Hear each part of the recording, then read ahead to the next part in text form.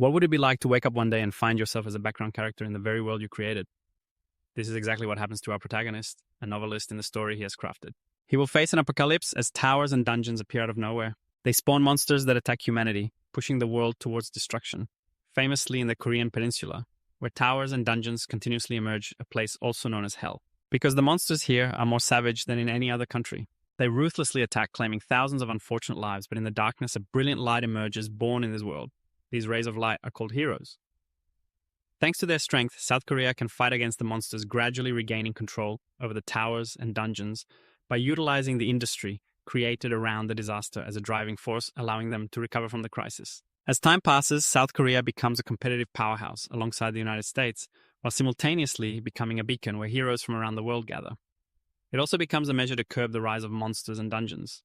They have also established a hero association based on magical arts and magical engineering called the Cube, which gathers aspiring heroes from around the world who have passed impossible selection criteria. This is also where the hero will save the world in the novel, along with a rival who coexists with him. This is all the basic setup of the story that the author has created. The author has created a recruitment event for the association, with the top of the first-year recruits being Kim Soo-ho, who is also the main character in this novel. The students enrolling in the Cube this year are all exceptionally talented, but among them, Kim Soo-ho surpasses expectations for a 17-year-old. After all being the main character, it's natural for the author to make him overpowered. Soo-ho will lead in a chaotic world, dominated by heroes and monsters. He possesses the traits of a righteous hero, holding goodness and justice, while simultaneously hiding a secret from the eyes of others. The main character has a counterpart, Nam 8, who has a face-off with Soo-ho, ranked second among the recruits, named Shin Jong-ha, the fourth generation of the Jinsong conglomerate. He possesses the potential to challenge the main character, but in the future, he'll become the antagonist, and a loyal follower of the doctrine of purity. Currently, Jong-ha may just be a recruit. However, from the latter part of the novel, Jong-ha, due to his inferiority complex towards Soo-ho, becomes evil. Light and darkness once again clash and conflict with each other. This is about the two main characters at the center of the world the author has created. But ironically, life plays tricks on the creator of this novel as he finds himself transported through time. If not as the main character, then as a supporting role. Little did he know that he would end up as a background character with the name Kim Chun-dong, which sounds ordinary and silly, and he knows nothing about his background. He doesn't even recognize his own face. And with a huge question mark, the author indeed hit the jackpot. It's incredibly unlucky to become a character that has never been created in his own work, with no established appearance and a name that feels out of place. His presence is even smaller than a grain of sand, an extremely ordinary character with no connection to the main characters. It seems this name was created just to meet a KPI quantity target. A side character in the novel that couldn't be more bland. Everything happens on a beautiful day when the author of the novel, named Kim Han-jin, receives a strange email. It proposes to remake his novel Hero's Return to satisfy his personal preferences. But due to a lack of ideas, the novel Hero's Return was halted by Han-jin. Normally products that are dropped are not noticed by anyone. Therefore, this request for a remake left Han-jin a bit confused. He wrote a gentle email in response declining, but little did he know that it would become the main reason for everything that has happened now. It has been 2 weeks since Kim Han-jin was transported into the novel as Kim Chun-dong, with a huge question mark still on his unrecognizable face. But at least he has gotten used to it. This place is truly not a dream. It is the world that Han-jin wrote, and Kim Chun-dong is one of countless background roles in it.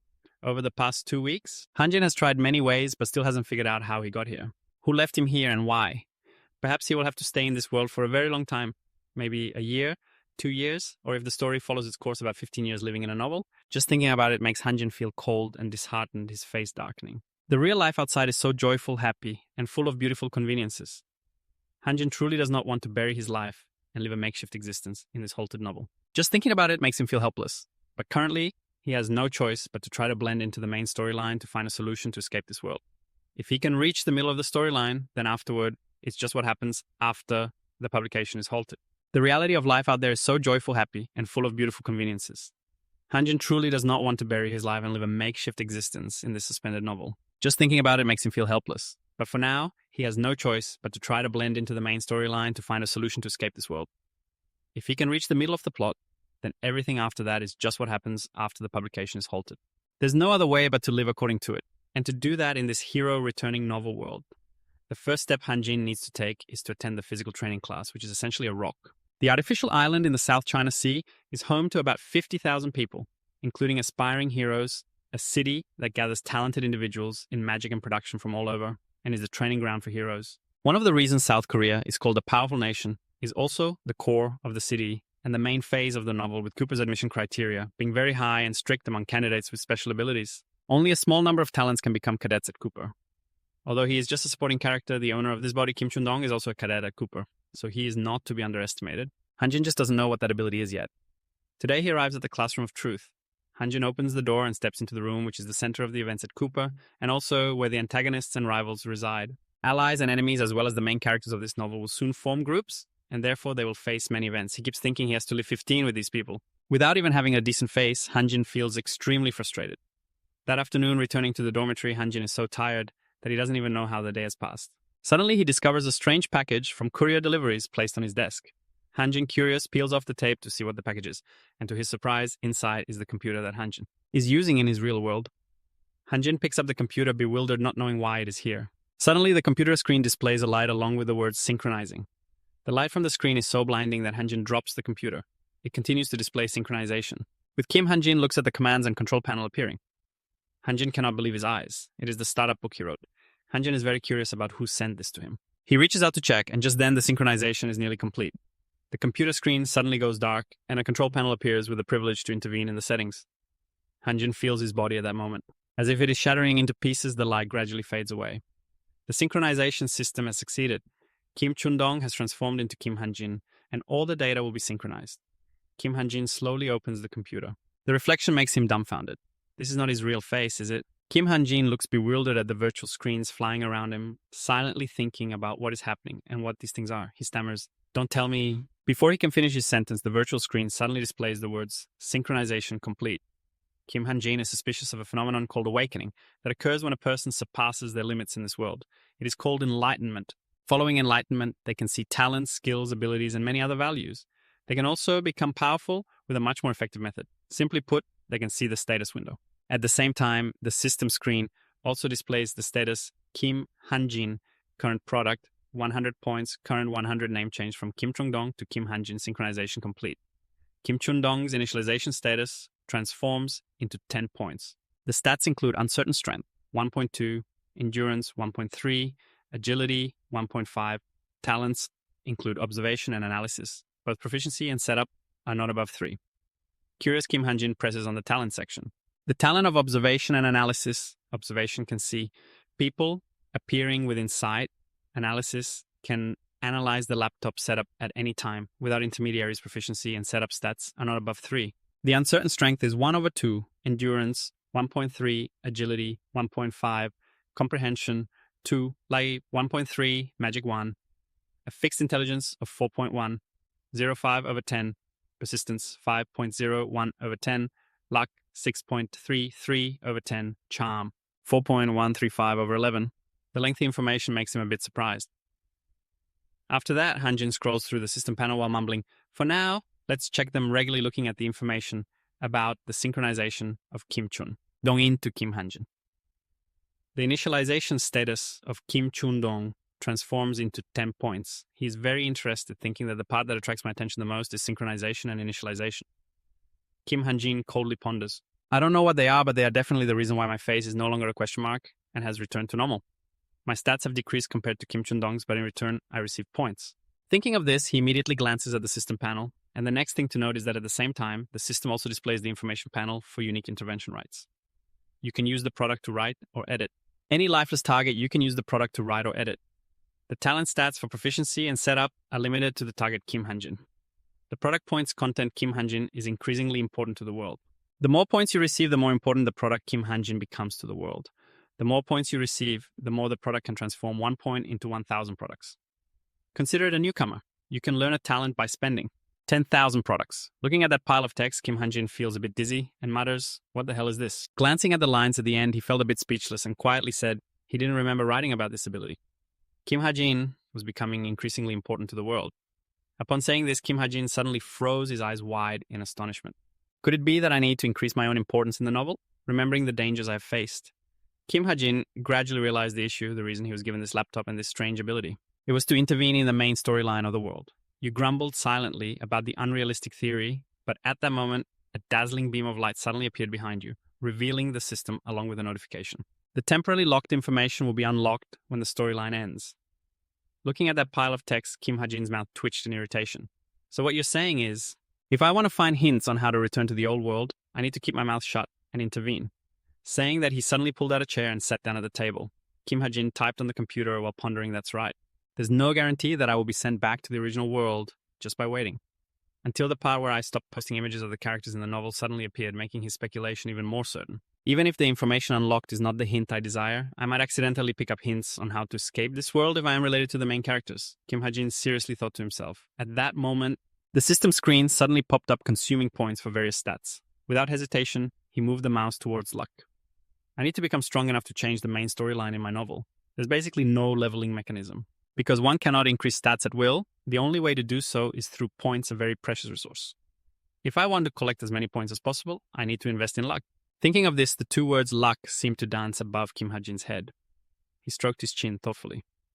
Luck is not only limited to the chance of finding undefined rewards in dungeons, luck creates effects. Earning money, additional stats, multidimensional relationships, and so on. It is a cheating stat applied in every aspect of life. While thinking, his gaze suddenly hit a line of text that said, points could be converted into 1,000 products. Kim Ha-jin coldly wondered. Of course, a fixed stat like luck cannot be increased by points, but perhaps it would be feasible if I convert points into products. After that, he didn't think much longer. He immediately pressed the keyboard. Why not give it a try? Shortly after, the system popped up a notification. You have converted 10 points into 10,000 products. Next came a series of stats popping up, investing 9,000 products into luck. Fixed stat intelligence 4.105 out of 10. Persistence 5.01 out of 10. Luck 6.33 out of 10. Switching to luck 6.33 out of 10. Attraction 4.135 out of 10. Just when it seemed to be over, the system with a deep purple screen suddenly appeared. In the middle of the screen, a mysterious luck had appeared. Kim Ha-jin was a bit surprised by this sudden notification. Oh, then the system popped up another line. A mysterious luck has appeared, changing luck to 9.1. He pondered a bit upon seeing this notification. Luck can also affect itself, saying that Kim Ha-jin immediately fell into a state of contemplation. The main character, Kim Soo-ho, has a magic stat of 9.0. That's a promising result, he thought. Kim Ha-jin was rapidly typing on the keyboard while calculating to invest the remaining products into persistence. After all, I need to endure through the harsh training of the squad. And so the system appeared with a new congratulatory message. A gigantic luck has appeared. His persistence increased from 6.6 to 7.207. Seeing that, he forced a smile, praising luck as divine. However, at that moment, the screen displaying information suddenly showed an anomaly. Shortly after, a warning line appeared on the screen. An error has been detected that may negatively affect the storyline. This scene immediately startled Kim Ha-jin, causing him to shout out loud. After his loud scream, a threatening notification was sent. From now on, fixed stats cannot be interfered with by products. Looking at the screen in front of him, Kim Ha-jin's mood felt like it had fallen into a bottomless pit. He clenched his fists, feeling dejected, cursing that this move was unfair in the slightest. After a few minutes of grumbling, Kim Ha-jin, feeling disheartened, leaned back and sighed, saying softly, "Perhaps I should think carefully before using." The next morning, a powerful voice was ringing from the training classroom. "This morning, everyone has worked hard." Kim Ha-jin sat there dejectedly, resting his chin on his hand, listening to the introduction from the other person. "Now I will introduce myself." The teacher began to briefly talk about his background. "My name is Kim Soo-ok, and I will be your homeroom teacher next year." The even tone of Soo-ok continued to resonate. Ranking score 3.850, standing 9th, 1,737 in the world. The students below were all buzzing with excitement at this information. 9th out of 2 million, he is truly amazing. I have never seen him before. Ignoring the noise, he continued to speak slowly. As for the comprehensive ranking, it is high intermediate level. After briefly introducing himself, Soo-ok looked around the room and then spoke. That is the entire introduction. Now let's start with the issues at hand. The teacher began to lecture, saying that the academy is not the magical place you expect. You will be completely arranged by scores, and if you cannot perform decently, you will be held back. In reality, less than half of the cadets graduate without being held back. Below, Rachel Elizabeth Louis was still listening seriously. This place is a factory for nurturing heroes. Now, starting with the immediate issues, the teacher began lecturing that the academy is not the magical place you all expect. You will be entirely ranked by your scores, and if you cannot perform properly, you will be held back. In reality, less than half of the cadets graduate without being held back. Rachel Elizabeth Louis was still listening seriously. This place is a breeding ground for heroes. You will be evaluated on strict and precise standards, and at this moment the instructor suddenly became more agitated than ever, loudly commanding everyone to stand up and follow him, marking the beginning of the first part of the schedule. Choosing the main weapon a moment later in the dark room, only the dim light from the control panel was identifying the other hand. After a few seconds, the door in front suddenly opened, startling the students along with Kim Han-ji. They were also a bit taken aback. What greeted their eyes was a vast room filled with various types of weapons, from sharp, shiny swords neatly arranged in cabinets to other types of weapons. Requiring the user's strength, the sight of this caused soft gasps of admiration to echo as they marveled at the scale of the armory, and everyone was startled by the loud shout from the instructor. I had never given you time to be amazed. Quickly choose your weapons. Everyone hurriedly went to select the weapon they were interested in, while the instructor continued to speak incessantly. Once you choose your main weapon, you will not be able to change it for at least 6 months, so think wisely. While everyone was in deep thought, Kim Suho quickly picked up the solid black sword from earlier. He seemed very pleased with this main weapon. In another part of the room, a bow lined with red velvet was being prepared by Duong for shooting. It seemed she was very excited about this long-range weapon. At the same time, Rachel had also chosen her favorite weapon. She was intently admiring the sword in her hand, while the other students had already selected their preferred weapons. Ayonha casually took a whip, while Kim Hajin stood aside, observing everything with indifference, contemplating how the main characters had successfully chosen their weapons, and then he immediately lowered his head to observe. The weapon cabinet was now his turn. Kim Hajin continuously flipped through the myriad of weapons, reminding himself to be careful as he looked at the 2 sharp weapons. He felt a bit regretful. His stats were too low to master the weapons used by cadets. Kim Hajin's gaze shifted elsewhere, softly sighing that even if he increased his stats to try using them, the results would still be much lower. Compared to the effort put in, there were certain fixed conditions regarding his weapon choice. He walked around observing the weapons while reflecting on a weapon he had used in his old world, a weapon that took little time to get accustomed to. And then Kim Hajin's footsteps suddenly halted, and he silently rejoiced. Here it is. At this moment, another student suddenly noticed his actions. After a few seconds of astonishment, he turned to discuss, "Look at him." Following his gaze, everyone was astonished, whispering, "What the heck is that?" This noise quickly attracted the instructor's attention. When he witnessed the scene, a look of shock immediately appeared in the instructor's eyes. After a moment, he hesitantly spoke up. Cadet Kim Hajin, looking at the gun in his hand and his innocent face, the instructor was momentarily speechless and asked, "Is that the weapon you chose?" Everyone, after selecting their weapons, was focused on waiting to be called. The instructor, after reading through the submitted profiles, suddenly called out loudly, "Cadet Kim Hajin, I remember you used a sword at the military academy." He firmly held the gun in his hand and leisurely replied, "I have made my decision." The instructor still doubted and asked again. After reaching the shore, he replied firmly, "Yes." Although filled with doubt, the instructor had to accept his choice. "All right then." All decisions at the shore were made by the cadet. The instructor suddenly shouted, "Regardless of whether the decision is right or wrong, the cadets will bear full responsibility. Never forget that." Hajin seemed to be listening intently when suddenly the noise from the other cadets caught his attention. The crowd began to whisper about the weapon he had chosen. Is he crazy? Why did he choose the shore if he chose the gun stage? I don't understand. Should I hit him in a real combat situation? Isn't he just a glory seeker? Nevertheless, these comments did not significantly affect his decision. He thought to himself that a magic gun was still a good weapon in this world for civilians who could not resist magic. The most commonly used ammunition was magic bullets. Because it was filled with mana, it had a relatively high destructive power compared to regular metal bullets. Despite its strengths, the reason why magic guns were avoided here was that a bullet with terrifying destructive power was just fired. It was immediately blocked. The red-haired cadet charged forward like a wild beast, smashing the bullet that had just been fired. Its limitations were very clear. After completing a series of actions, the instructor on the other side shouted, "Cadet Kim Horak through Europe." Continuing to explain the difficulties, the first reason was that no matter how strong the intellect was, the destructive power of the gun was still limited. The second reason was that the gun had a short story in this world. Myths and legends became reality. Mythical and legendary artifacts were used as armaments in reality, and the items mentioned had a more noble origin and deeper history the higher the rank of the weapon. Because of this, cadets often chose older weapons over modern ones, not only trusting in magic bullets, but also in their skills. Even if they reached their limits, they could still wield power. Armed to take another step after skimming over the basic power of the Hajin gun, the dead fish felt it was truly bothersome to shrug off all responsibilities onto himself.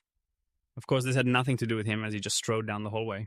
Passing through the crowd, he secretly contemplated acting as if he were the main character in a comic, even though he had never held a sword before. So how could I compare myself to the other cadets?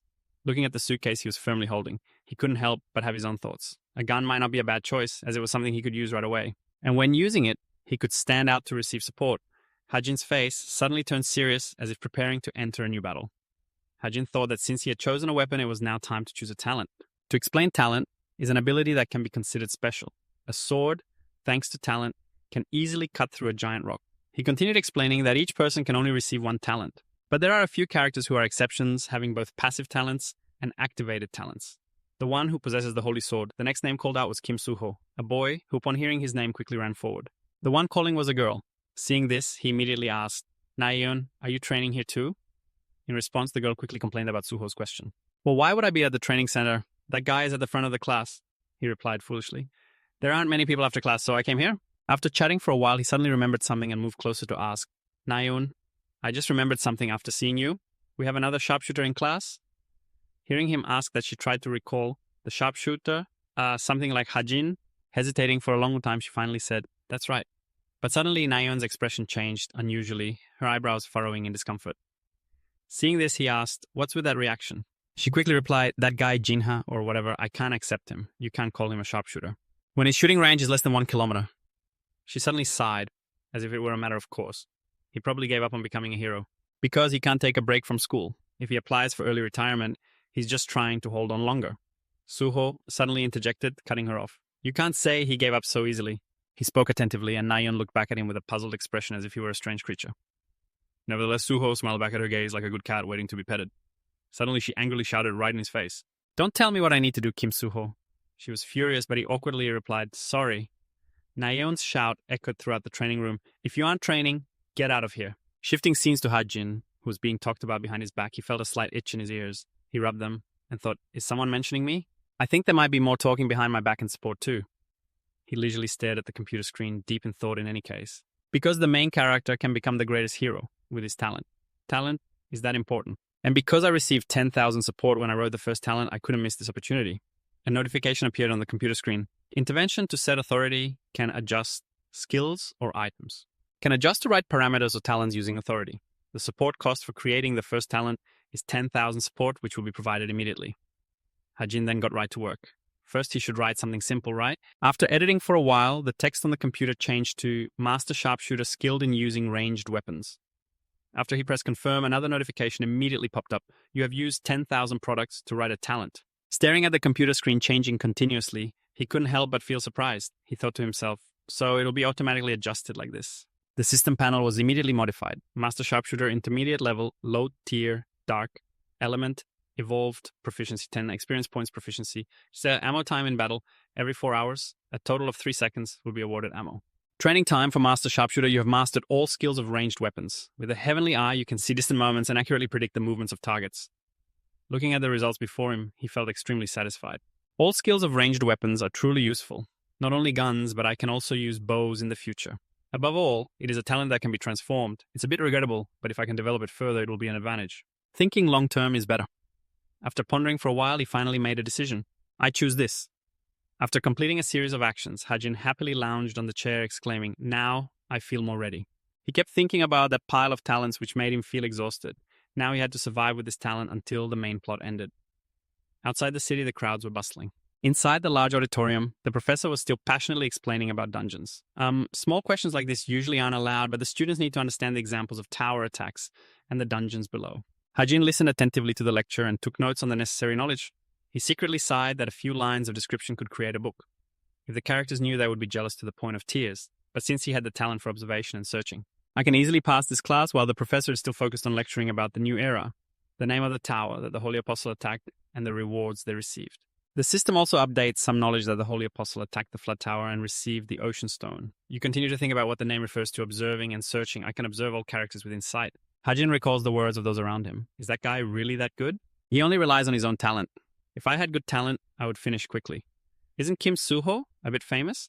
The scene shifts back to Kim Hajin, where his laptop is displaying the necessary information about this world. He silently considers that even without equipment, he can search the timeline set from the notes on the retina. The professor's voice echoes. Remember what you learned today, students. You know that the writing competition is not far away, right? Noticing around the classroom, he sees Nayun also participating in this class.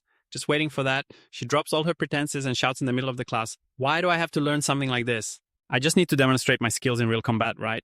The door suddenly swings open, interrupting Newton's words. Another cadet enters, announcing loudly for everyone to pay attention. Class Veritas, you are being deployed to the training ground in 20 minutes. Upon hearing this, the expression on Newton's face immediately becomes extremely excited, like a cat spotting its prey.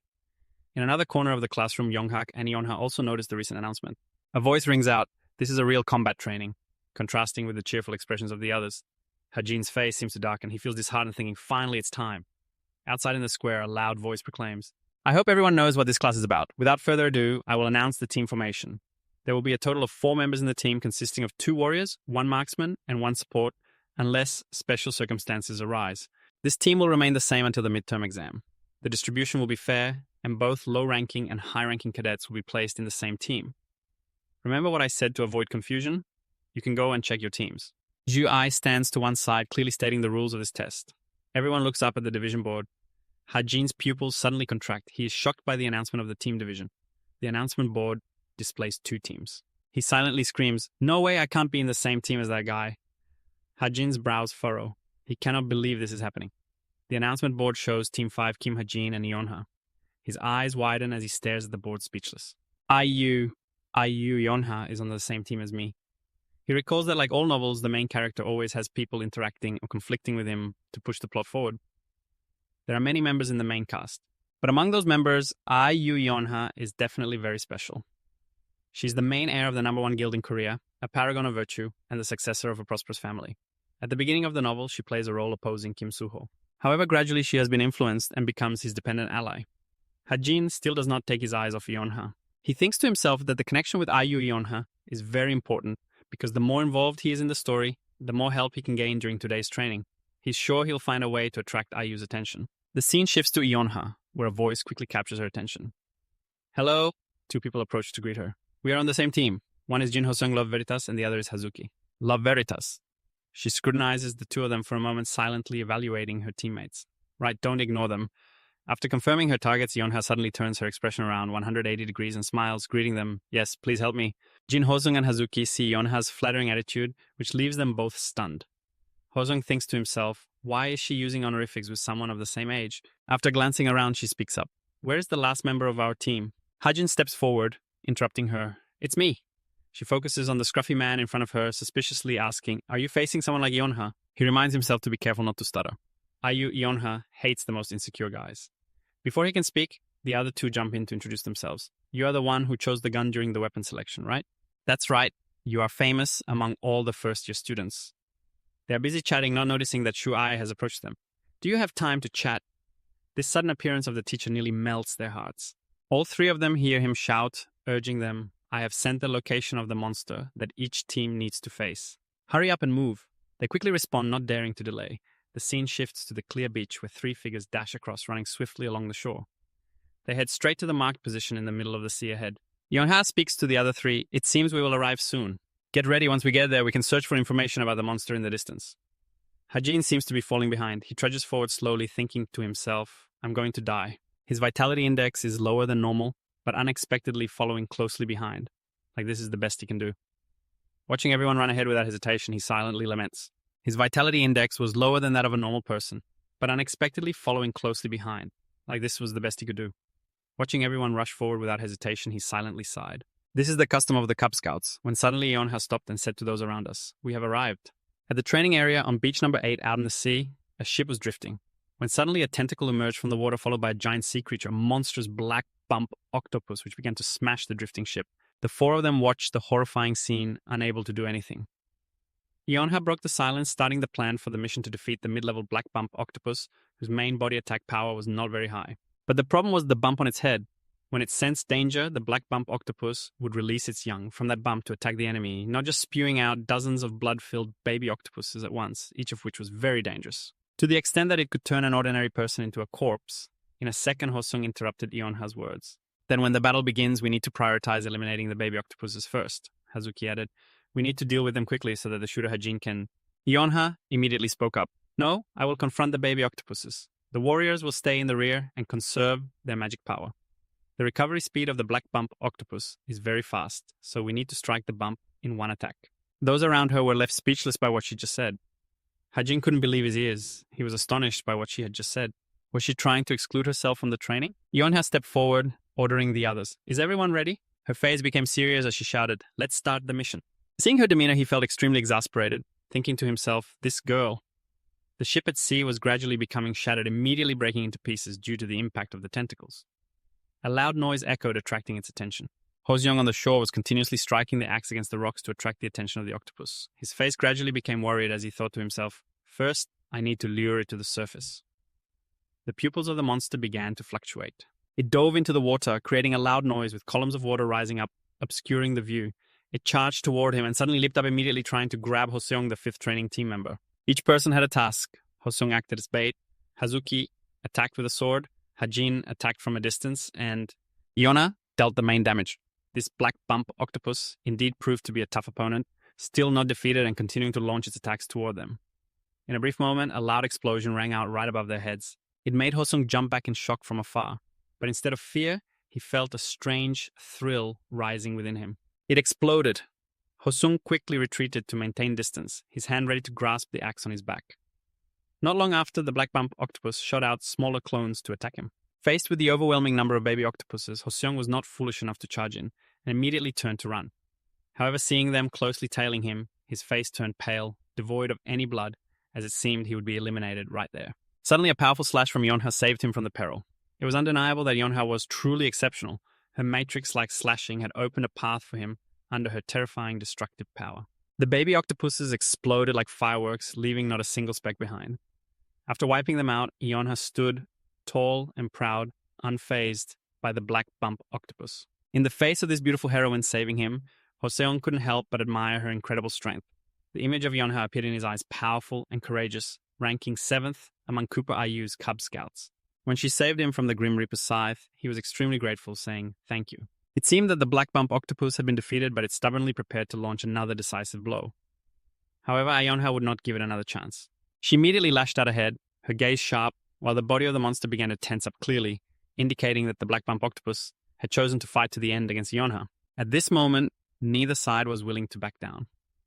In an instant, its flexible tentacles slammed down to the ground, swirling rhythmically like snakes, fiercely attacking her. In that tense moment, Yonha managed to leap high. To avoid its dangerous tentacle branches, but not stopping there, the black bump octopus also launched part of its body toward her, intending to use its sharp teeth to attack Yonha. Hazuki, seeing the danger lurking around her, shouted to warn her, "Yonha, be careful." At that moment, Yonha, hearing her urgent voice, suddenly turned around, but it seemed to be too late. It was only a small distance away from her. And surprisingly, in that life and death moment, a bullet flew in from nowhere, quickly eliminating it. It seemed that someone had used a gun to support Yonha from below, and that person was none other than Hajin. Although you didn't contribute much in the crucial moments, your quick and timely actions helped everyone hold back the black-spotted octopus Yonha, who now had no idea who had just intervened. Earlier it was you, so Kim Hajin couldn't help but be astonished. After coordinating seamlessly with everyone to defeat the monster, he was now very satisfied with the product that could be exchanged for points. His role in this world would increase as he became more important. It sounds easy, but the beginning to achieve that is a long journey, which is quite difficult for someone like me. The original crowd to gain a significant role from the start means I only have one choice to jump into the events that the main character must go through, and the recent action was part of that plan. So now when Hajiki saw Hajin appear here, he was also wide-eyed in astonishment, and Hoseong was no exception, looking at him with a gaze full of surprise. As for Yonha, she felt particularly annoyed by his presence here. I told you to stay out of it, but while they were still trying to form their lineup, the black-spotted octopus with its hot temper charged forward, seemingly unable to wait any longer, and immediately launched its smaller forms. Faced with their countless numbers, Yonha grimaced like a monkey eating chili, wondering what to do, while everyone still didn't know how to handle it. Meanwhile, Hajin remained motionless in one place. The only target the enemy had locked onto was a dozen teammates, but that didn't benefit them. They had low intelligence and obvious trajectories, the only moment he could shine. Realizing this was his moment to step in, Hajin entered a state of intense focus. In an instant, his eyes opened wide, sharp as a knife, with killing intent rising fiercely, and a bright green aura radiating with power. Streams of light tore through the air as the bullet attack exploded with a terrifying speed and force, distorting the space around him. The highlight of Hajin was his speed, a talent he had written as time bullets. When using it, time would slow down for 3 seconds, and thanks to this, he could almost gain the upper hand when directly confronting them, meaning he could see their movements during those 3 seconds. Easily, Hajin could take them down before they could react, and then it was simple. He just needed to shoot bullets at them. At this point, he was almost outclassing them and could act. In the remaining second, Hajin quickly gifted each one a bullet, causing them to log out immediately. Every movement of them had stopped, and this was the best opportunity for him to handle everything alone. They had no room for hesitation. With only 27 seconds left, he poured all his strength into shooting the remaining bullets at them. The more time he had, the more Hajin continuously reloaded. Very quickly, he aimed precisely ahead, as there would be no chance to correct mistakes anymore. With only 2 precious seconds left, the ones near Yonha were also starting to be eliminated by him. When the 3-second countdown ended, the slow motion state vanished, returning to real time. They hadn't even touched a hair on them before Hajin shot them all down. Iona hadn't even had the chance to whip them when there was none left. They all exploded, and with her quick reflexes, she suddenly realized this was the perfect moment to take down the black-spotted octopus, which still hadn't recovered from its previous losses. So it could be said this was its most sensitive moment. Yonha didn't hesitate to seize the opportunity and swung her whip at it, wrapping it around the bump on the octopus's head, leaving it no way out. While Ionha was holding the whip, she urged everyone to take the chance to attack. They seemed to have been waiting for this opportunity for a long time. Immediately, Hosung jumped into the air towards it, wearing a delighted smile as he finally could end this. And alongside him was Hazuki, who was also preparing to unleash her full strength for the final blow. Releasing magical power while holding the hot weapon, everyone wasted no time and charged towards the octopus's head so they could eliminate it quickly. Iona also tried to hold it back for as long as possible. Finally, they managed to deliver a sweet slash that fell in the blink of an eye, and the black-spotted octopus was defeated, causing the sea to surge wildly. No matter how fierce it was with their seamless cooperation, it had to be defeated. The moment it fell was a torrent of water rushing everywhere, making the space feel refreshing amidst the scorching heat. After using all his skills, Hajin began to feel tired. Did we kill it?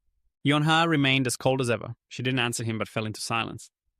Now that everything was settled, he dared to lie down and relax, calculating the results of their team of 5 who had successfully eliminated the bump from the octopus. They had returned it to normal.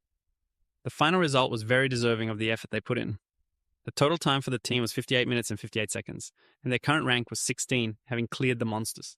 Hajin lay on the ground looking up tiredly, but at least today he had accomplished something. The update notification appeared very quickly, showing the total wasted time of 58 minutes and 58 seconds, ranking 16th out of 100. However, one notable thing was, the update board appeared very quickly, showing the total wasted time, 58 minutes and 58 seconds, ranking 16th out of 100. However, one notable thing was that their ranking has skyrocketed impressively, and one would think they would be satisfied with the results. But Yonha is incredibly disappointed and stands frozen in place. During this time, the battle scenes are being recorded by a drone. I will send it through your smartwatch and you can analyze it yourself. It seems her expectations are much higher, so this result is unacceptable for Yonha. Shivering with frustration, only standing at 16th place. I know that individual performances will be evaluated separately, and the person she is looking at with a jealous glare is Neun, who is ranked above me. Neun, along with the other 2, is ranked 4th. She feels utterly powerless as her efforts seem to amount to nothing. I decided to create distance between my team and Neun's team. I tried to win, but is this all I get? Meanwhile, Jonghak sitting next to her is flirting with Neun, even though the 2 are separated by Yonha. Yet he still gazes at her with deep admiration. After thinking it over, Yonha still feels uneasy. A feeling of discomfort rises within her and she can no longer contain her frustration. She slams her hand down hard on the table, then strides towards Neun with a fierce demeanor, stopping right behind her. The atmosphere becomes incredibly tense. She thought Yonha would lash out at Neun, but instead, she turns around and becomes friendly with her. Neun, it's Yonha. The 2 then exchanged updates about their training. How's your training going? Are you doing well? As you can see, I only ranked 6th, which is embarrassing. How about you? Although Yonha wants to devour her alive, she still tries to hold it together. I ranked 16th, and instead of showing regret, Neon seems impressed. You ranked 16th with Gunman. That's amazing. If that guy didn't drag you down, it would have been much better. Suddenly, when she hears Neon mention Hajin, she realizes the connection. That's right. We wasted 50 minutes on a 10-minute route just because of that name. But on the other hand, his contribution in the battle against the monsters was significant. Although he struggled at the beginning, he wasn't bad in the end, Yonha. Of course, I can't forget that phantom moment in Canada. The dozens of squid that monster shot were completely obliterated by his bullets even before they hit the ground after that joint mission. Now I have a different perspective on Hajin. With just a few ordinary magic bullets, he can achieve such results. A question begins to rise in her mind. What is that guy? After wrestling with that black-spotted octopus, Hajin needs to recover quite a bit. After a vigorous training session, he collapses onto the ground. Breathing heavily in the training area, Hajin suddenly remembers something very important. He forgot to check his watch. He was so focused on training that he didn't notice how much it had increased. His luck is activated due to the target being low-level monsters. The accuracy has increased significantly, and all successful attacks have improved by 20%. Knowledge has increased by 0.03. Luck has activated, and your eyes and ears seem to become sharper. The product has increased to 27. Everything is still going according to the original plan Hajin laid out. It seems his luck activated right during today's training as expected, and the product has increased a bit more. I hindered Ayonha, which is indeed worthwhile. The increase in stats from training is quite significant. Thanks to the training, strength, endurance, and vitality have increased by 0.02%. It's surprising how mana seeps into the muscle cells, causing strength, endurance, and vitality to increase by 0.03%. All thanks to the help of enlightenment and luck, he feels he has made significant progress today. So Hajin decides to take a break after achieving this much. Let's stop here for today. However, just seconds later, he wonders if he should start again. That night, as the night sky enveloped the entire space from Yonha's room. The light still emanates from her small room. She hasn't slept yet because there are still some things to do. Yonha sits on the chair, arms crossed, with a very serious demeanor, her eyes fixed on the screen. It turns out she's reviewing the video of Hajin shooting. Yonha wants to closely examine how he managed to shoot all of them in such a short time. When she notices something unusual in his attack style, she immediately pauses the video. It seems Yonha has watched this video many times as she can recognize this detail from 2.7 seconds in. In an instant, he fired 60 shots. She raises her hand to form a gun shape, points it forward, and calculates a bit. Pulling the trigger 20 times in 1 second seems feasible. Or does that trigger have an automatic firing button?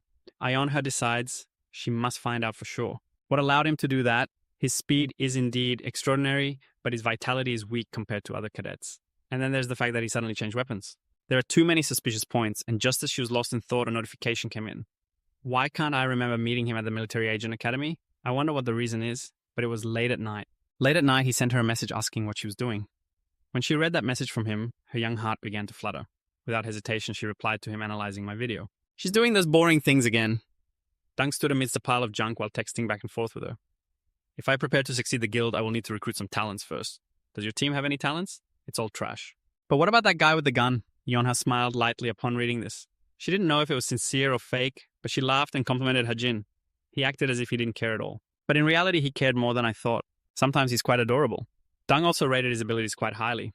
I guess he's doing okay. His skills ranked exactly 934. Didn't he get lucky to join this group? After chatting with Dong Yonha, switched to serious mode. Lucky, huh? On a beautiful morning at the guild's headquarters, Seung's secretary was reminding her of her schedule. The vice president's visit to the guild was scheduled for Friday, 2 weeks from today. However, at that moment, there was another issue that caught her attention. Right, more importantly, look at the image being projected on Seung's large screen. It's Suho Kim. Isn't he amazing? His impressive demeanor and skills captivated her. His graceful movements were like water, and his sword style was unlike any modern martial art. Seung was completely drawn to Suho's fresh fighting style, as if he were dancing with his sword. She highly appreciated and recognized Suho's artistic movements. Looking at his unnatural cutting force, it seemed like he wasn't slashing a monster, but merely slicing through empty space. Seung continued to praise him to the skies. The nature of the moonlit sea and the silence of the subservient made me understand why all the major guilds in Seoul were targeting him. After a while of exclaiming over Suho's talent, Seung was determined to bring him on board. No matter what, I must bring him to my side. So from now on, the next recruit is... Her screen displayed many other prominent names. After scrolling back and forth for a while, her eyes landed on someone. Wait, the next person who caught Seung's interest was Hajin. The recruit with a gun, from what I've overheard, the secretary recounted to her. Yes, he has also been discussed somewhat in the guild community. It seems many people have watched this video, because he is in a team with IU Yonha. Without needing an automatic rifle, he managed to fire 60 shots in 3 seconds, hitting the target 59 times. Even if someone pulls the trigger quickly, a marksman can't do that. It seems Hajin's impressive performance has caught the attention of many. I thought he was an unnoticed name, but now everything has changed. With such a low-level product, he managed to deliver such a performance. Kim Hajin's skills could be called heretical within the community. Moreover, they have spread rumors that he switched from a sword to a gun after entering the cube. Hearing this, Seung had grasped part of the situation. So he has awakened. Awakening is the phenomenon where one recognizes their talent and special abilities. Before awakening, people are unaware of the talents they possess, which is why there are some cases. If the weapon they use does not match their talent after awakening, they may change their main weapon. However, because their work would be wasted for 3 years or more if this happens, the Military Agent Academy actively suggests recruits. Use a variety of weapons. Although Seung also sees Hajin as very outstanding, she doesn't rate him highly. Awakening at just 17 is quite fast, but it's still limited to firearms. Nothing too remarkable. Anyway, we should keep an eye on him.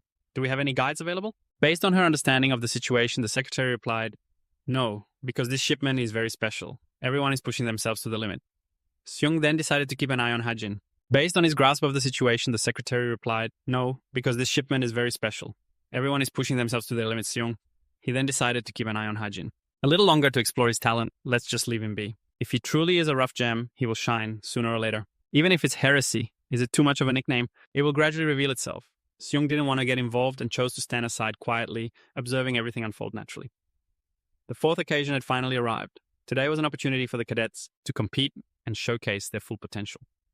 Each pair would face off against each other to enhance their physical strength and train their minds. Today was the day of anti-personality training, and everyone was serious, putting all their strength into determining the victor against their opponent.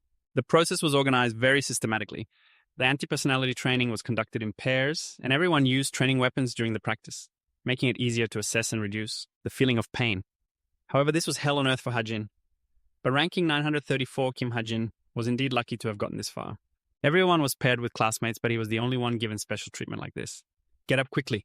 Why am I the only one fighting the professor? It was as if the teacher could read his deepest thoughts and immediately explain, if you're curious, let me explain. Because the training weapons are not yet fully developed, using real weapons for anti-personality training would cause many accidents. It's very dangerous. Therefore, as your professor, I will train you personally. However, regarding this special treatment, Hajin was very apprehensive. I can't continue anymore. I give up. But with his fighting spirit, the professor could not accept that. In real combat, there is no such thing as surrender. To Hajin's rebuttal, the teacher directly threw a punch at him. Defend yourself. Hajin suddenly activated his amazing skill at that critical moment. He may seem laid back, but once serious, he could dodge the teacher's punch as easily as pie. Even the professor was a bit surprised that Hajin could move so quickly. However, that wasn't the end. He still had to maintain high concentration, not letting his guard down for even a second, as the professor would exploit any openings to attack him at any moment. The teacher continued to throw earth-shattering punches, but Hajin managed to dodge them all. At this point, the professor also realized something very special about him. This kid's posture might not be perfect, but he could keep up with his speed. The incredible reflex speed of Hajin made him stand out from the others, and it wasn't by chance that he could achieve such godly speed. It was all thanks to the Thousand Eyes technique, which allowed him to see far and predict the general movements of his target. With that skill, Hajin had naturally become the king of speed. The skill was fully displayed. What you are doing is just dodging on your own. While he was training with the professor, those around him began to tease him. Look at him, that guy really jumps around like a monkey. Hearing the whispers about him, he couldn't help but feel frustrated. Those guys just needed to go along with it, right? The product increased to 40 after a long day of stretching. Hajin treated himself to a cold can of Coca-Cola. He slumped beside the vending machine and sighed sadly, like a dragonfly. It seemed Hajin was almost exhausted. Then he suddenly glanced at his pale face, a drop of blood, and looked ahead. It turned out that the person Hajin was paying attention to was Yonha. She walked past him with an unhappy expression, staring at him with a gaze full of resentment and disdain. Hajin said nothing to her, only watching Yonha's back. Suddenly, when they crossed paths again, Hajin remembered something. He was probably the only one who didn't write her a letter. But her personality was the type that scared him. If he hesitated too long, Yonha would leave. So Hajin quickly pressed the button. Should I give it a try? While she hadn't gone too far yet, Hajin managed to call her back, "Ayu Yonha." He called her to stop, and it wasn't anything too important. He just wanted to give her a can of Coca-Cola Yonha.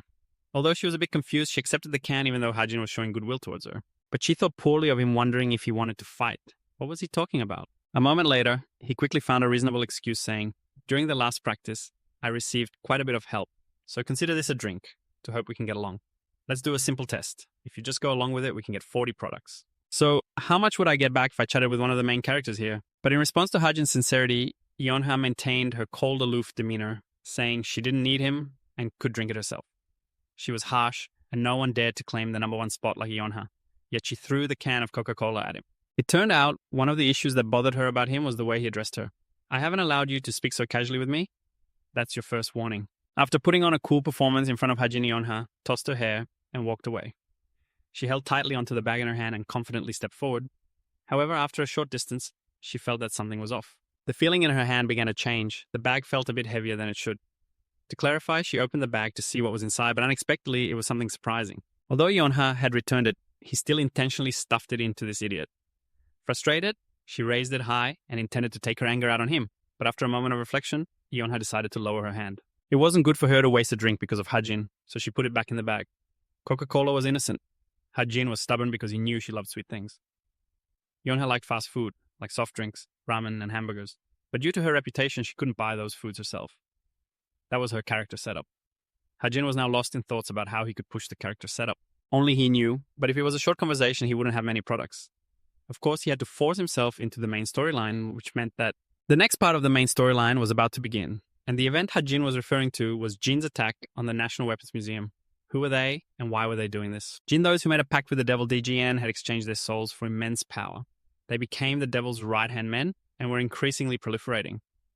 This incident occurred with a motive: to assassinate a certain individual at the National Weapons Museum. From what Hajin remembered, the main character's sudden visit to the museum to see the exhibition had thwarted Jin's plan. The main character, Kim Soo-ho, had attracted the attention of several prominent characters through this episode. However, despite that, the situation didn't change much. Although the two main characters, Kim Soo-ho and Chanun, appeared, it was still at the beginning, so Jin was not in a very dangerous situation. After thinking it through carefully, he made a decision. Okay, he could blend in with this episode. Now he had to find a way to get inside the museum. Suddenly, a security guard came over and asked him to leave. "Hey, student, the class has ended. Why are you still here?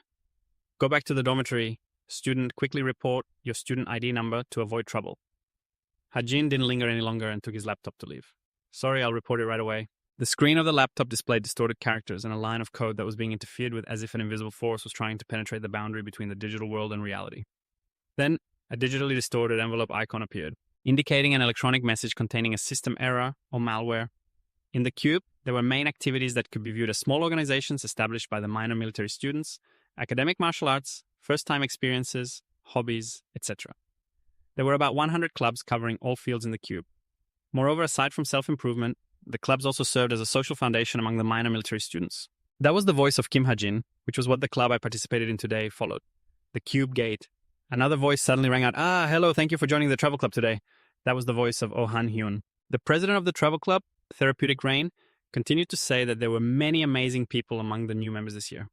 Suddenly, Oh Han-hyun became gloomy upon receiving a membership application. I doubted whether it was true or not. The students behind him encouraged him, and Senior Han-hyun took a deep breath and continued. Anyway, let me explain a bit about our travel club, Therapeutic Rain. Oh Han-hyun stated that. The main goal of our club is to relax. We will use teleportation gates to visit outside the cube once or twice a month. Kim Ha-jin was also present there. He was listening attentively to the announcement. We are planning to visit a nearby location for group social activities. Today we will go to Seoul. Oh Han-hyun excitedly exclaimed those words. Meanwhile, Kim Ha-jin looked quite indifferent. He was thinking that the trip to Seoul was where everyone could freely do whatever they wanted by splitting into groups of 2, just like what he wrote in the novel. Kim Ha-jin planned that his goal today was the Seoul Weapons Museum, where the first main storyline would kick off. He would follow the main characters there and infiltrate the main storyline. Oh Han-hyun's voice was still ringing out. Now with the group division and drawing lots, let's go. This made Kim Ha-jin a bit surprised. The club was originally set up like this, and no matter who I pair with, I can do it myself, he thought. Suddenly his name was read from a piece of paper. Kim Ha-jin is paired with Ayu Yonha. She had drawn his name. Not only was she stunned, but even Kim Ha-jin was stiff as a board. At that moment, Ayu Ayonha exuded a very strong aura and spoke.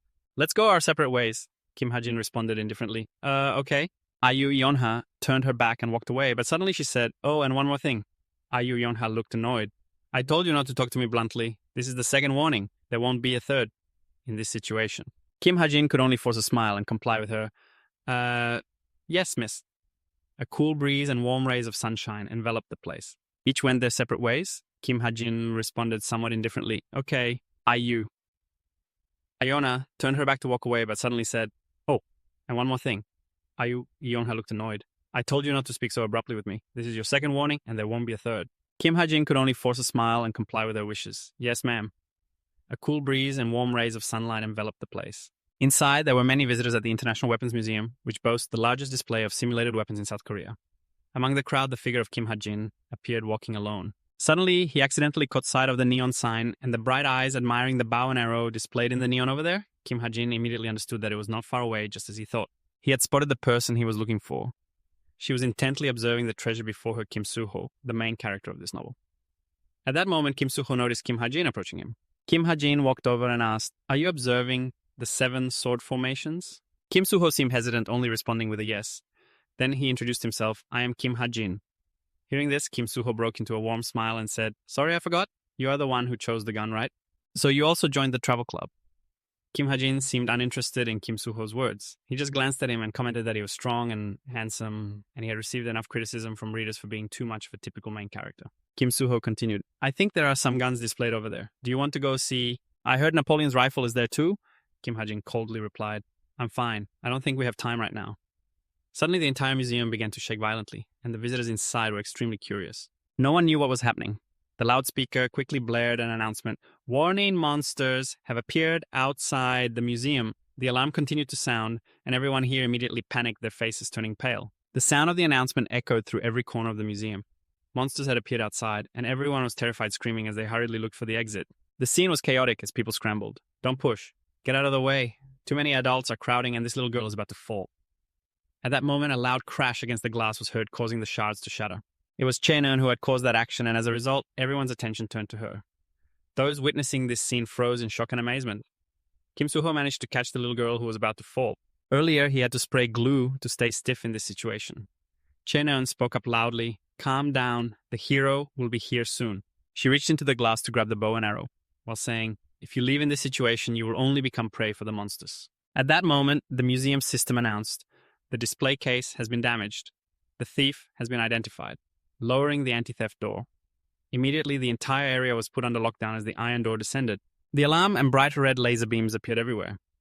Chae-neun angrily turned to Kim Soo-ho and said, you take something too. We need to guard until the hero arrives. Kim Soo-ho was taken aback. Okay? Suddenly, the sound of footsteps sent chills down their spines. Chae-neun quickly realized this, and a stream of red energy appeared before her. She reached for an arrow from her back as the footsteps grew clearer. At the same time, Tommy's voice rang out, one has gotten in. Kim Ha-jin. standing to the side, quickly recognized the character Lucius's dog, a villain used as a stepping stone for the main character's development. At this moment, Tommy swung his hand with sharp claws, ready to attack. Just as Tommy was about to unleash his move, Kim Suho suddenly appeared behind him with a massive sword. He did not hesitate and was about to deliver a fatal blow to Tommy. This scene was witnessed by Kim Ha-jin, who thought to himself that like in the novel, Suho could easily defeat him, but it was not as Kim Ha-jin had said. Tommy with one hand flung Kim Suho away. His strength was terrifying, causing Kim Suho to crash into the wall, and then he slowly fell to the ground, right behind Kim Ha-jin, leaving him in shock. After Tommy's devastating blow, Kim Suho collapsed on the floor, leaving a large dent in the wall. The laser system was immediately activated, setting traps throughout the room. Kim Ha-jin was momentarily terrified, his eyes wide open, questioning himself. Something felt very strange. The story he wrote was not developing as it should. Initially, they were somewhat restrained, but it turned into a battle where Kim Suho displayed his strength and overwhelmed his opponent. Cheon also became confused and murmured, "Hey, Kim Suho!" she shouted loudly. This powerful voice awakened him. Suho jolted awake, spitting out a pool of blood. Ha-jin hurried over, worried, and asked, "Are you okay?" Suho struggled to stand, his body trembling as he replied, I'm fine." Cheon took a step forward, thinking that his condition was not good. He needed time to recover, but just as she was about to rush over, she had a bad feeling and turned to see Tommy charging at her with murderous intent, his magical power in hand. She quickly reacted, drawing 2 arrows from her back, nervously observing her opponent. Without hesitation, Cheon launched an attack, firing all 3 arrows simultaneously towards the approaching enemy. He did not dodge, allowing numerous sharp arrows to embed into his body. Smirking disdainfully, Tommy stood there, seemingly unaffected by the arrows. Cheon was astonished by his demeanor and had no choice but to continue shooting arrows at him. Once again, the arrows from her opponent pierced through her body. Tommy remained calm, standing there, as if he felt no pain, his smile growing more arrogant. At this point, Cheon was terrified, her expression showing clear signs of fear and confusion. She gripped her bow tightly, her body trembling with anger. Nguyen refused to give up and continued to shoot arrows, her mind in a state of panic. It was not a special ability or healing. That bastard had to be stopped. This time, as her arrow was shot out, it was indeed true that he was directly broken in midair, standing against the continuously shot arrows with a contemptuous expression. Tomo easily used his own strength to fling off all the arrows embedded in his body, while simultaneously nullifying the attacks from the enemy, unable to hide his gleeful arrogance as he squinted and suddenly broke into a mischievous smile. Ha-jin instinctively turned around and exclaimed in panic, "No!" He used all his strength to shout for Cheon to run, but at that moment Tommy was charging towards Cheon at lightning speed, aiming his demonic claws directly at her, while Nguyen could only anxiously watch those sharp objects approach her face. Just at the critical moment, Kim Ha-jin rushed in, leaping into the air and delivering a punch to Tomo, pushing him away from his teammate. He then quickly turned to Neon and frantically asked, "Are you okay? Are you all right?" Neon quickly pulled out an arrow, hastily reminding him to take care of himself. Before she could finish her sentence, the enemy charged fiercely towards the two of them. In a flash, Kim Ha-jin tried to block his massive demonic arm with his sword. Trembling and struggling suddenly from the black smoke, a large mouth appeared wide open in front of his sword, its eyes gleaming sharply under.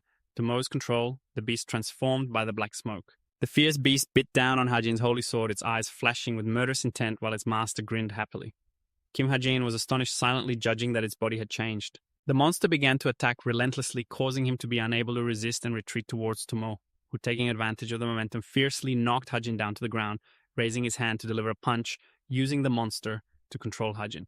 When the sharp fang pierced his neck, blood immediately dripped out, and he groaned in pain.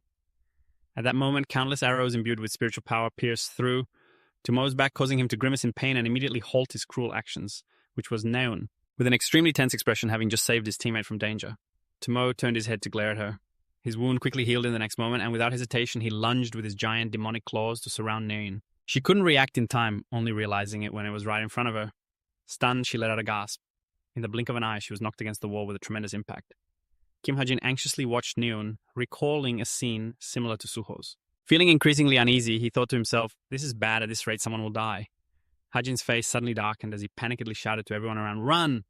remembering that Neon was still struggling fiercely against her restraints. He himself was also struggling against Tomo's pressure, feeling extremely confused. "I definitely wrote this novel, so why is the content different?" Ha-jin tried to calm himself down, trembling as he took out his computer. "Calm down now. I need to do what I can." His whole body couldn't stop shaking, and in an extremely tense state, he spilled several silver bullets from the box. Holding a bullet in his hand, Ha-jin cursed even more fiercely.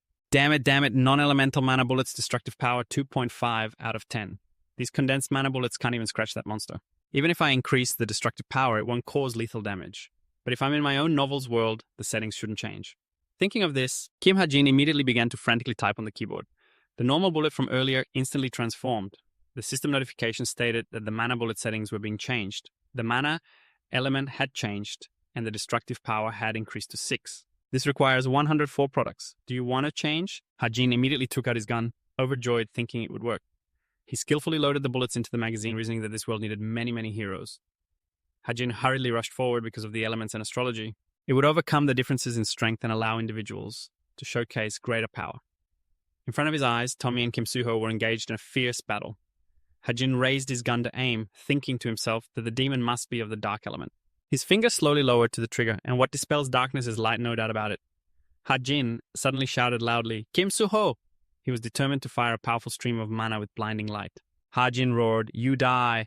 The system displayed white light bullet light element, destructive power 6 out of 10. You have condensed it with light essence, which usually creates a second explosion inside the bullet. The bullet was quickly fired by Hajin. It landed precisely on Tommy's shoulder while he was still stunned, not understanding what was happening.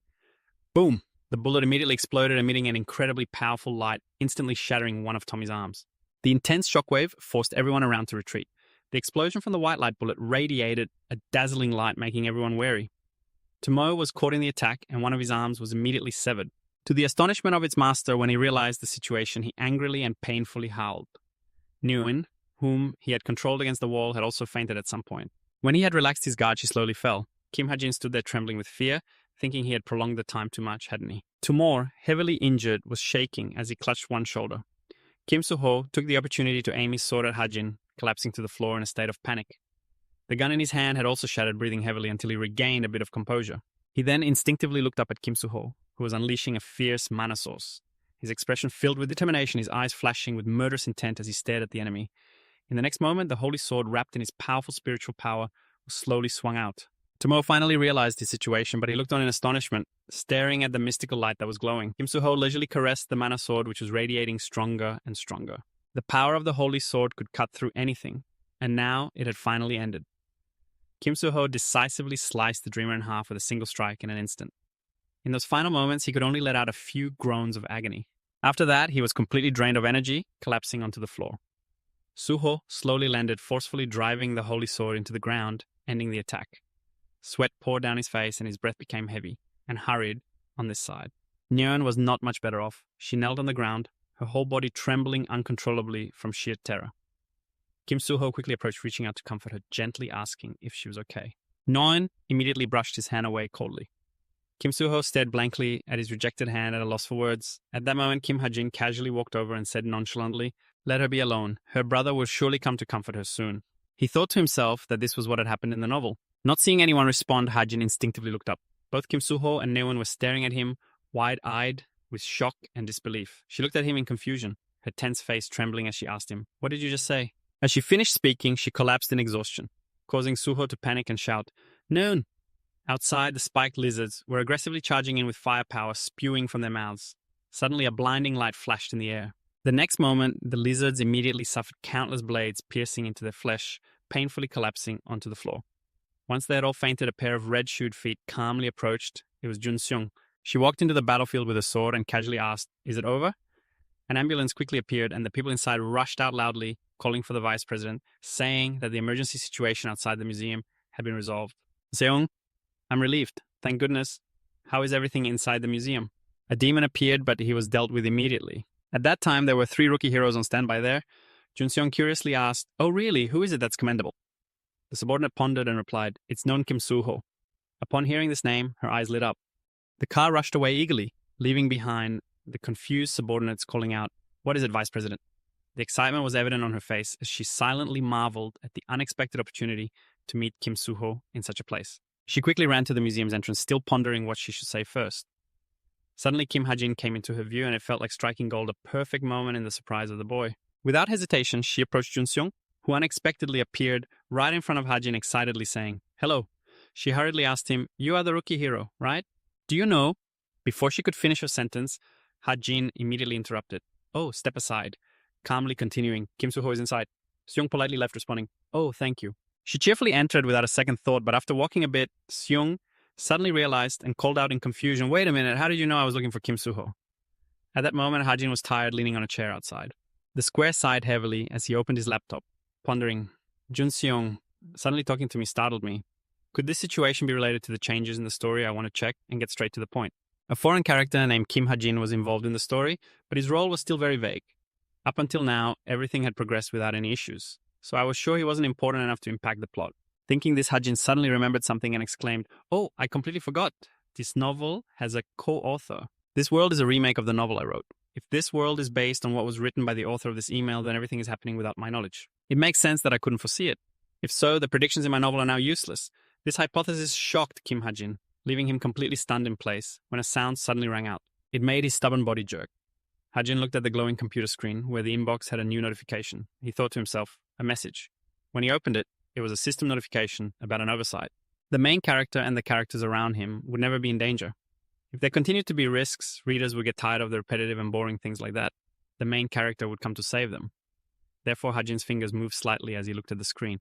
His face darkened as he exclaimed in shock, What are you saying? There will be an alternative from now on, and the enemies will be increased. Could this lead to chaos? The sky was already a deep red as the sunset fell. Zhuai-yuk had just arrived, waving to call the students Kim, Suho, Kim, Ha-jin.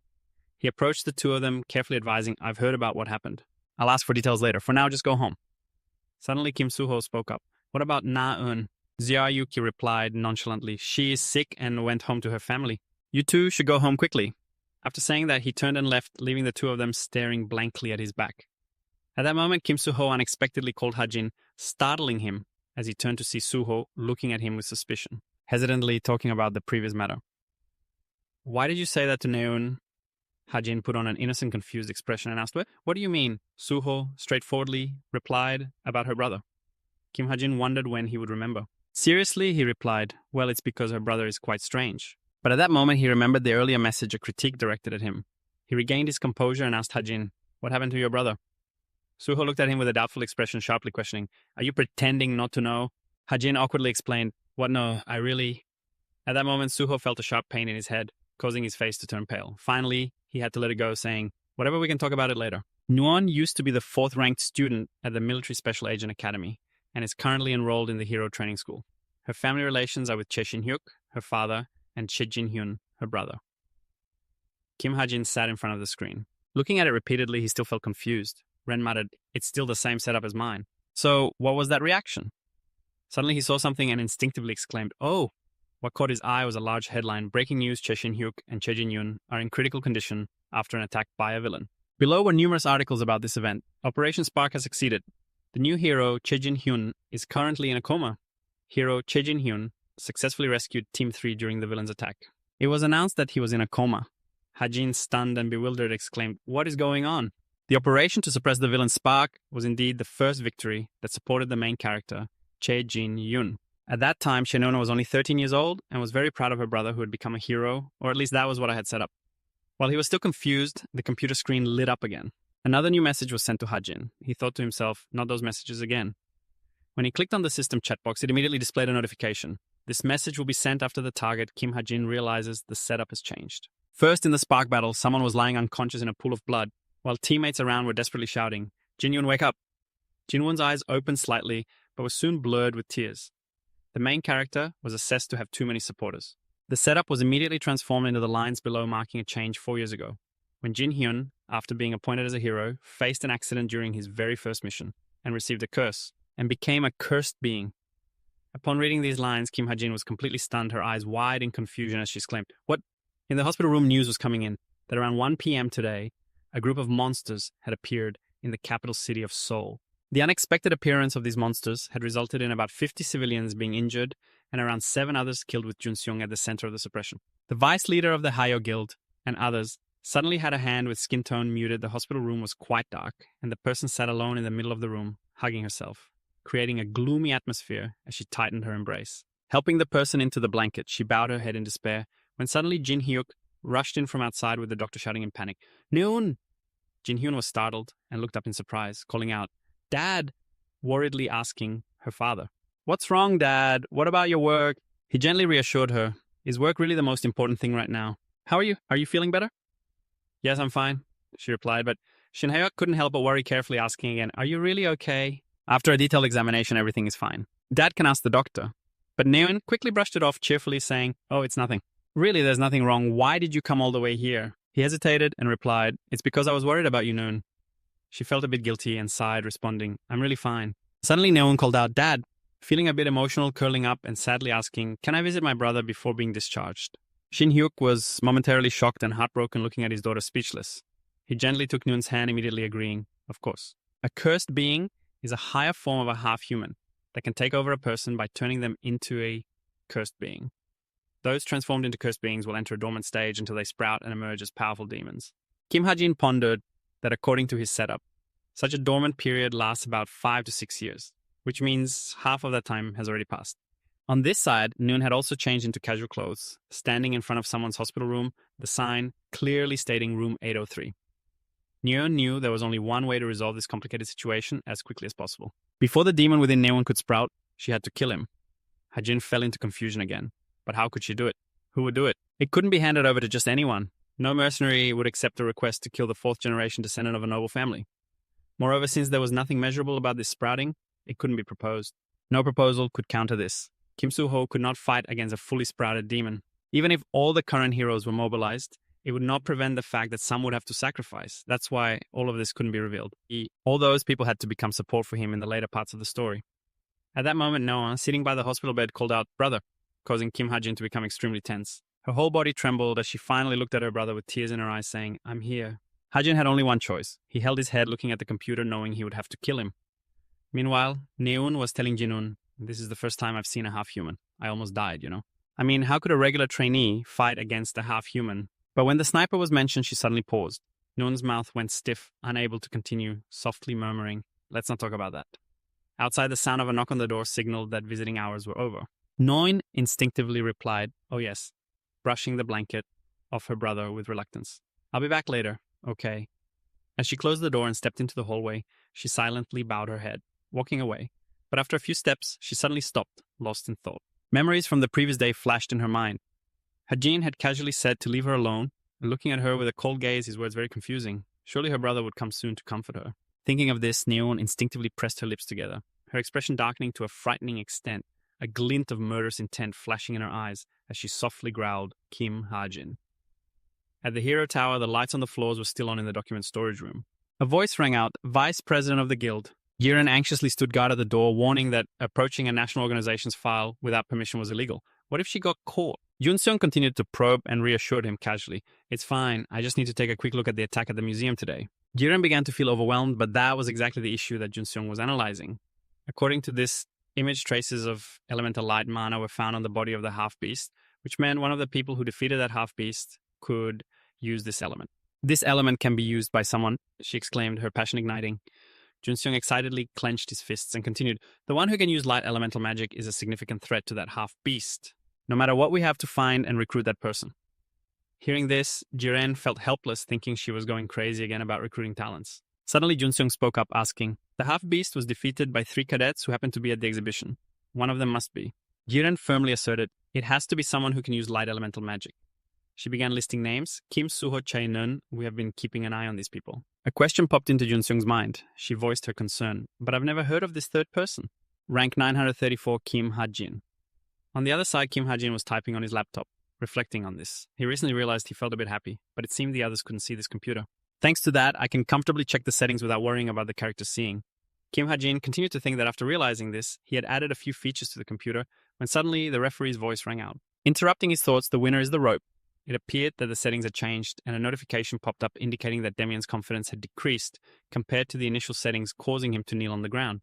Crying, he lamented, "My score is too far apart from the rope. Someone please change the training partner with me." Kim Ha-jin began to introduce this feature. "I will receive notifications if there are any changes within a 30-meter radius around me." Compared to the novel I wrote, Kim Ha-jin felt a bit more confident. This must be more effective. A message from the co-author only comes when I realize something. At that moment, a shadow suddenly appeared behind him. Chae Naeun, with a sharp gaze, asked, "Why don't you fight me?" Kim Ha-jin silently looked at her, and after a moment, he bluntly refused, not wanting Chae-neun to counter-question him. "Are you scared?" After talking about someone else's family like that. The other cadets training saw the argument and became confused. Are they arguing? Kim Ha-jin, hearing the mockery, did not get angry. He calmly replied, "Since this is a direct fight, I have to be cautious. I don't want to get in trouble for injuring a classmate." Chae-neun, feeling belittled, gritted her teeth in anger. "You bastard! At that moment, the professor approached and scolded, "What are you all doing?" He reminded the cadet that Hajin cannot fight with other cadets because he hasn't trained with weapons yet. "Go back to your positions, Cadet Non." Hearing that, she irritably turned away, no longer caring about Kim Hajin, and walked off. At that moment, he glanced at her and suddenly realized he hadn't apologized. But Kim Hajin quickly dismissed that thought. He had a fundamental goal. "I am currently working myself to the bone to become stronger." He focused on one single goal, to kill her brother. Kim Hajin reflected that even if he improved their relationship in the future, she would only feel betrayed more. In another building, in room 305, a large crowd had gathered, and a voice rang out, "Is everyone here?" Junhyun introduced himself. "Welcome to the club's orientation. I am the president of the Academic Truth Club." He continued to delve into the main activities of the club, which is monster research and strategic attack research, so we will meet weekly to discuss. Junhyun continued. "If everyone has read the flyers we distributed below." Both male and female cadets blushed at him. Kim Hajin analyzed his handsome appearance. His charm was undeniable. He firmly believed it was a demon's ability. Kim Hajin recalled the plot of Cooper, an important stage in the early part of the novel. There had been quite a few incidents like cadets being kidnapped and monsters invading. Junhyun was the villain leading those events. He recalled Junhyun's true identity. He was an individual who had gained charm from the demon Lilith. Kim Hajin speculated that the main goal of that guy was undoubtedly the reason he joined this academic club. At this moment, Ayu Yonha was also sitting and listening to the orientation, coldly crossing her arms and looking ahead. Junhyun gently turned on the screen. "Since today is the orientation, let's keep it light." A three-dimensional image of a monster appeared, and he introduced, "This is a mid-tier monster." The forest tyrant began to appear from the summoning incident, making it a monster with a history of nearly 55 years. Junhyun stated a fact that both inside and outside Cooper information about high-tier monsters is very valuable, especially information related to their weaknesses. It can be worth millions of dollars or more. He posed a question and called out, "So what do you all think the weakness of the forest tyrant is, Cadet Ayu Yonha?" Hearing the question, she bluntly replied, "I heard there hasn't been any weakness announced yet." Junhyun agreed. "That's right, discussing such cases is one of the pleasures of an academic club like this." Then he invited anyone who wanted to share their opinions to join the upcoming gathering. At this moment, Kim Hajin called out to him, "Are you going too, Miss Ayonha?" She ignored him and brushed past, feeling overlooked. Kim Hajin then raised his voice to repeat, "Miss Yonha is also attending the gathering behind the pole." Only then did she reluctantly respond, "Yes, because I might gather some useful information." Kim Hajin thought, what use could information about monsters be? "Are you planning to share your speculation with your guild's attack team?" Ayu Yonha was hit with the truth. She glared at him. That guild is fundamentally one of despair, established 55 years ago during a call to arms centered around Ayu Yonha's family. Currently, they are one of the major influential guilds in South Korea, Kim Hajin bluntly stated. "But I've heard that the support for the vice president of the guild is so strong that you, the legitimate heir, are threatened." He exposed Ayu Yonha's true intentions. "That's why you came to the upcoming gathering." In a way that was completely uncharacteristic of him to obtain information, she bluntly asked, "What do you mean?" Kim Hajin suggested, "I'll tell you about the weaknesses of the high mountain tyrant monster." Ayu Yonha couldn't believe her ears. She stammered, "What did you say?" Kim Hajin casually replied, "Now, if you want to inherit the guild without any issues, you need to make contributions right." Then he began to point out the small spot on its heel. "If you attack there, it will completely mobilize the mountain tyrant." Kim Hajin posed a question, "But I won't give you this information for free." "Your guild is organizing weaponry, right?" He stated his request, "I want you to buy a diesel ego from them." Ayu Yonha remained silent for a long time before questioning. "And what about the evidence? Do you have proof to support your previous argument?" Kim Hajin smirked, pleased with himself, and gave a vague answer. "No, I don't have any proof." This left both of them in a state of confusion. Ayu Yonha looked at him helplessly, gritting her teeth as she turned away. What a waste of time. Kim Hajin didn't stop her but said, "I swear if you don't believe me, you'll miss out big time." Kim Hajin calmly analyzed the scenarios. If Ayonha decided to ignore him, this $1,000,000 information would be wasted. He considered a better possibility, but if she believed him, he would have a powerful ally on the other side. Ayu Yonha was in contact with her teammates. "Hello, Secretary Jin. Can you relay a message to the Mountain Tyrant attack team?" She blushed as she directed the attack. Ayu Yonha mentioned the weakness that Kim Hajin pointed out. The green mark on its heel could be its weak point. "So we must focus our attacks there." Kim Hajin was certain that she would be a powerful ally who would one day be known as the Queen of Seoul. A notification screen displayed the message, "Debtor client of Cooper Bank." The borrower is Kim Hajin. The loan amount is $300,000. The creditor is Cooper Bank, and both parties agreed to the following terms. Looking at the screen showing the debt amount, Kim Hajin broke into a sweat and stammered, $300,000? It might be unknown to many, but the maximum loan amount for cadets at Cooper is $300,000. Kim Hajin speculated internally. He used the debt to exhaust all possible funds and then fled. He angrily cursed, "What the hell is that bastard Kim Chun-dong doing?" Suddenly, Kim Hajin remembered something and hurriedly checked his digital watch. What about the bank account? The watch screen displayed $3,000. Kim Hajin felt helpless. No, if this continues, I won't just be sent back to the original world. He thought of the creditor chasing him with a contract for his body in hand. This customer, can't you pay your debt anymore? Don't worry. He thought of a life adrift at sea, working hard to pay off the debt. Kim Ha-jin deduced the worst-case scenario: he would end up spending his entire life repaying the debt. He cursed under his breath and told himself, "It seems I will have to do something to earn money." Kim Ha-jin analyzed that he currently had 2 legal methods to earn a lot of money. He thought of 2 options. One was stocks. Kim Ha-jin recalled the context of the world where towers and dungeons kept appearing. The guilds that go out to discover and conquer are just like companies, and all the guilds have their own stocks listed on the stock exchange. However, you face a big problem, because although you know which guild will successfully go public, you currently have no money to invest. So postponing the stock issue, Kim Ha-jin decided to choose the remaining option, which means he should probably start heading to the fields. The second option is the hunting grounds, which are dangerous areas occupied by monsters. They have many differences compared to towers and dungeons. The difficulty level here varies greatly and can change quickly. Earning money by selling monster corpses made Kim Ha-jin a bit hesitant, but recently, he has just barely passed the average standard stats of a male. Is this enough to go hunting? He looked at the stats displayed on the screen. Strength, 1,735. Endurance, 1,745. Agility, 215. Intelligence, 2,605. Stamina, 165. Mana 13. Kim Ha-jin thought about how to solve this. If I use a product to enhance this handgun, it would be too expensive. I need another way. Suddenly, there was a knock on the door that interrupted his thoughts. The delivery person called out, "Cadet Kim Ha-jin, you have a package from Cadet IU Ionha." Kim Ha-jin was a bit puzzled about IU Ionha. He opened the door and saw a package placed outside. Kim Ha-jin opened the box and was astonished to see the items inside. He exclaimed, "This is a teleportation device from the Wonju area in Gangwon province." The female staff member smiled and said, "Thank you for using the cadet portal, Kim Ha-jin. I hope you have a great hunt." Hearing that, he felt a bit flustered. It was just because he was a cadet that she was so friendly. Kim Ha-jin stepped outside. This place was bustling with people. Suddenly, he stopped. Kim Ha-jin observed the surroundings and noted some information. The Gangwon province area had a hunting ground with a relatively low danger level. Therefore, even foreigners from all over the world came to hunt here. This made the city known as an international super metropolis. A young man shouted, "I'm looking for a team." He called out, "We are serving a wizard who wants to go to the nearby Chi AC mountain to sell potions made from blood." Kim Ha-jin looked around as the locals chatted animatedly. There was a rumor that in the Wonju area of Gangwon province, there was a crazy guy hunting while shirtless and so on, who was particularly looking for a team. "No, I'm asking where you are now." At this moment, Kim Ha-jin noticed a woman calculating the prices of 3 small goblins. "That's $600, she said. Seeing that, he suddenly realized he would need to find an agent to later sell the monster parts for a better deal. Kim Ha-jin hesitated about whether he should just find a nearby agent. Suddenly, someone approached him from behind. He politely greeted, "Excuse me." Kim Ha-jin turned around to find it was Park Shui-ut, his hair disheveled, who came over to ask, "Are you here to hunt monsters?" Kim Ha-jin wondered if he was an agent. Park Shui-ut stammered, Yes, my business card is around here somewhere." Because he was so clumsy, he dropped the papers all over the ground. Then Park Shui-ut handed him the business card. Here. "This is my business card." Kim Ha-jin took it and silently assessed that this person seemed a bit careless, but he was astonished when he saw the words written on the business card. In his mind, Kim Ha-jin repeated, "Agent SH." Park Shui-ut, that was what was written on the business card. He recalled the image of him sitting on a high peak. This person was not only the best agency director in South Korea, but had also become the representative agent for Kim Soo-ho. Kim Ha-jin was a bit stunned. Who would have thought he would meet him here? At this moment, Park Shui-ut felt a bit shy and said, "You haven't heard of me, have you?" "Well, I haven't been in the game for long." Kim Ha-jin mumbled aloud, "Shh." He reached out happily and said, "Seems all right. I will sign the contract." Park Shui-ut, seeing him agree so quickly, was a bit confused and asked again, "Really?" Kim Ha-jin speculated that this world was still in the early parts of the novel, so there would be many people who had not yet discovered their true value, just as written in the novel.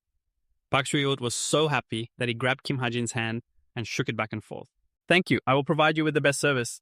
Kim Ha-jin decided that establishing a relationship first wasn't a bad idea at all. Suddenly, he remembered something. "Wait, I blocked Kim Soo-ho's agent. Is that okay?" A moment later, a voice rang out, but Kim Ha-jin worriedly asked, "Is it okay to follow like this?" Park Shui-ut, feeling exhausted from the journey, reassured him, "Don't worry if we encounter a dangerous situation." "Leaving me behind is fine," Kim Ha-jin said with some doubt. Most agents usually wait outside without cars, and he seemed desperate for a deal. Suddenly, Park Shui-ut looked at the footprints on the ground and said, "I see traces of a small goblin here. This type has a low difficulty level and costs about $300 to $400 each. What do you think?" Kim Ha-jin replied vaguely, "I'm not so sure anymore." In his mind, he calculated that a magic bullet costs $200 each. So if he wanted to make a profit, it would be better to hunt a higher priced monster. Kim Ha-jin pointed in one direction and asked, "What about that type?" He spotted a giant monster below. Park Soo-wood replied, "That's..." He squinted to take a closer look and exclaimed, "Isn't that a steel lizard?" Park Soo-wood awkwardly laughed and warned Kim Ha-jin, "You can't hunt that type with a gun. Its skin can't be pierced." But he confidently replied, "I can pierce its skin." "You have to try to know," said Park Soo-wood, stiffening. Kim Ha-jin reassured him, "My gun is pretty good, you can see that." He recalled the weapon he received for providing information to IU. Yeon-ha, the forest tyrant. Kim Ha-jin took out the prepared Desert Eagle, its specifications as follows: Desert Eagle, high-level iron element, amplified, destructive power, reduced weight, low-level technology, and high-level recoil reduction. At the same time, Kim Ha-jin upgraded it and used the product to add a special setup for this. Park Soo-wood tried to stop him, saying, "Sorry, but you'll just provoke it." Kim Ha-jin didn't care and focused on aiming. Park Soo-wood helplessly called out, "Kim Ha-jin, you're shooting straight at the steel lizard." The bullet flew and pierced his body immediately. The steel lizard fell in pain. Park Soo-wood gaped in shock as Kim Ha-jin had taken down the steel lizard with just one bullet in the blink of an eye. Park Soo-wood also collapsed to the ground in surprise. It turned out that the special setup for the Desert Eagle, besides other specifications, was that every time a foe was defeated in one shot, the amplified destructive power would increase. Kim Ha-jin walked closer to the edge of the cliff, looked at his achievement, and proudly said, "That's a good skill." Park Soo-wood beside him, still reeling from the shock, the gun in Kim Ha-jin's hand was a beautiful black color with great destructive power. Park Soo-wood admired it and praised, "That gun is amazing and your shooting skills are top-notch." Kim Ha-jin humbly replied, "It's nothing." Suddenly he noticed something else. Kim Ha-jin fired another shot. Park Soo-wood covered his ears and shouted in fear, "What else is that?" Kim Ha-jin calmly explained, "There's a black pelican over there by the cliff." Park Soo-wood marveled, "You can see it from that far away." "Of course," Kim Ha-jin affirmed. "I used a skill. With the heavenly eye, what's a thrown stone?" Kim Ha-jin turned to leave, announcing, "I'll go ahead." Park Soo-wood was surprised and called out loudly, Wait a minute." He had switched scenes to show the image of the black pelican lying on top of the steel lizard. Park Soo-wood panted, exhausted, saying, "There are only the two of them, but they're extremely heavy." Kim Ha-jin wondered, "Can we take them back to the yard?" Park Soo-wood mumbled about the options. "It might be better to call an ambulance, and the payment will be sent immediately tomorrow. Let's see, after deducting taxes, there will be..." Seeing this, Kim Ha-jin admired him internally. Indeed, Park Soo-wood is really good at his job. He shook hands with him, agreeing, "Yes, let's do that. I hope to work with you again." Park Soo-wood politely replied, "I should be the one saying that." He had a bit of doubt and asked, "You said this is your first hunting trip, right? Can I ask what you plan to do with the profits?" Kim Ha-jin replied nonchalantly, "Stock." Park Soo-wood suddenly felt his heart shatter. He couldn't believe his ears. Kim Ha-jin is researching the new guildmaster of the pack horse because the guild consists of demi-humans and it plays a significant role in the story. He used his laptop and thought, of course that's not what I'm focusing on right now. But the dungeon that this guild conquered in the story reminded him of an important piece of information, the demon stronghold, Sugun. After that, the stock price of the master of the pack horse skyrocketed nearly 1,000%. Kim Ha-jin was extremely confident that just buying them would definitely make money. There was no better way to make money. He pressed the buy button on the screen. The screen displayed a green tick indicating that he had purchased stocks for $3,000. Kim Ha-jin monologued, "That should be enough, right?" He wondered aloud where he could find more useful information about stocks. There wasn't much information on public forums, so if he planned to search for something, he should look on the dark web. Suddenly, Kim Ha-jin remembered something. He told himself, "Speaking of the dark web, it reminds me of the Chameleon Squad, the main villains up until the middle of the story." The criminal organization consists of members whose true identities are known only by their alias. I, the author, am probably the only one who knows about them and their activities. You calculate in your head that the shapeshifters are criminals. But they don't like shapeshifters, so if somehow you could get acquainted with the leader of that group, you might be able to get help to bring Jinyeon back to the ancestors. You think about how to develop the plot further. According to the story, there will currently be a vacant position in the shapeshifter group, which means they're about to take action. Suddenly, your laptop screen goes black and Kim Ha-jin doesn't understand what is happening. What is this? Why is it completely black? You feel anxious inside. This might be the only way to return to my world. The laptop screen lights up again and Kim Ha-jin is delighted. It's back on. The screen displays that a month has passed and a notification appears that the laptop's functions will be updated. Progress 0.01%. On the other side, in a small cafe, customers are sitting blushing and whispering to each other looking over there. Oh my, he's a famous person. It turns out that Shin Jong-hak is sitting and talking with Ayo Yeon-ha. He's annoyed, complaining that it is really troublesome. Can we stop these aristocratic meetings? Ayo Yeon-ha laughs and advises him to just bear with it. Getting close to the heads of the club won't cost him anything. Don't you think so? She asks about their recent scores. Shin Jong-hak answers briefly, just long enough for Ayo Yeon-ha to smile and respond that Shin Jong-hak, as far as she knows, is only satisfied with the first place. He looks down at the 3D screen and says, "So?" I said, "That's enough." Ayo Yeon-ha doesn't ask further and says, "Okay then." Suddenly, the cafe door opens and Chenon walks in. Eo Yeon-ha calls out, "Neon, over here." Shin Jong-hak sees her and happily jumps up, calling out to Chenon.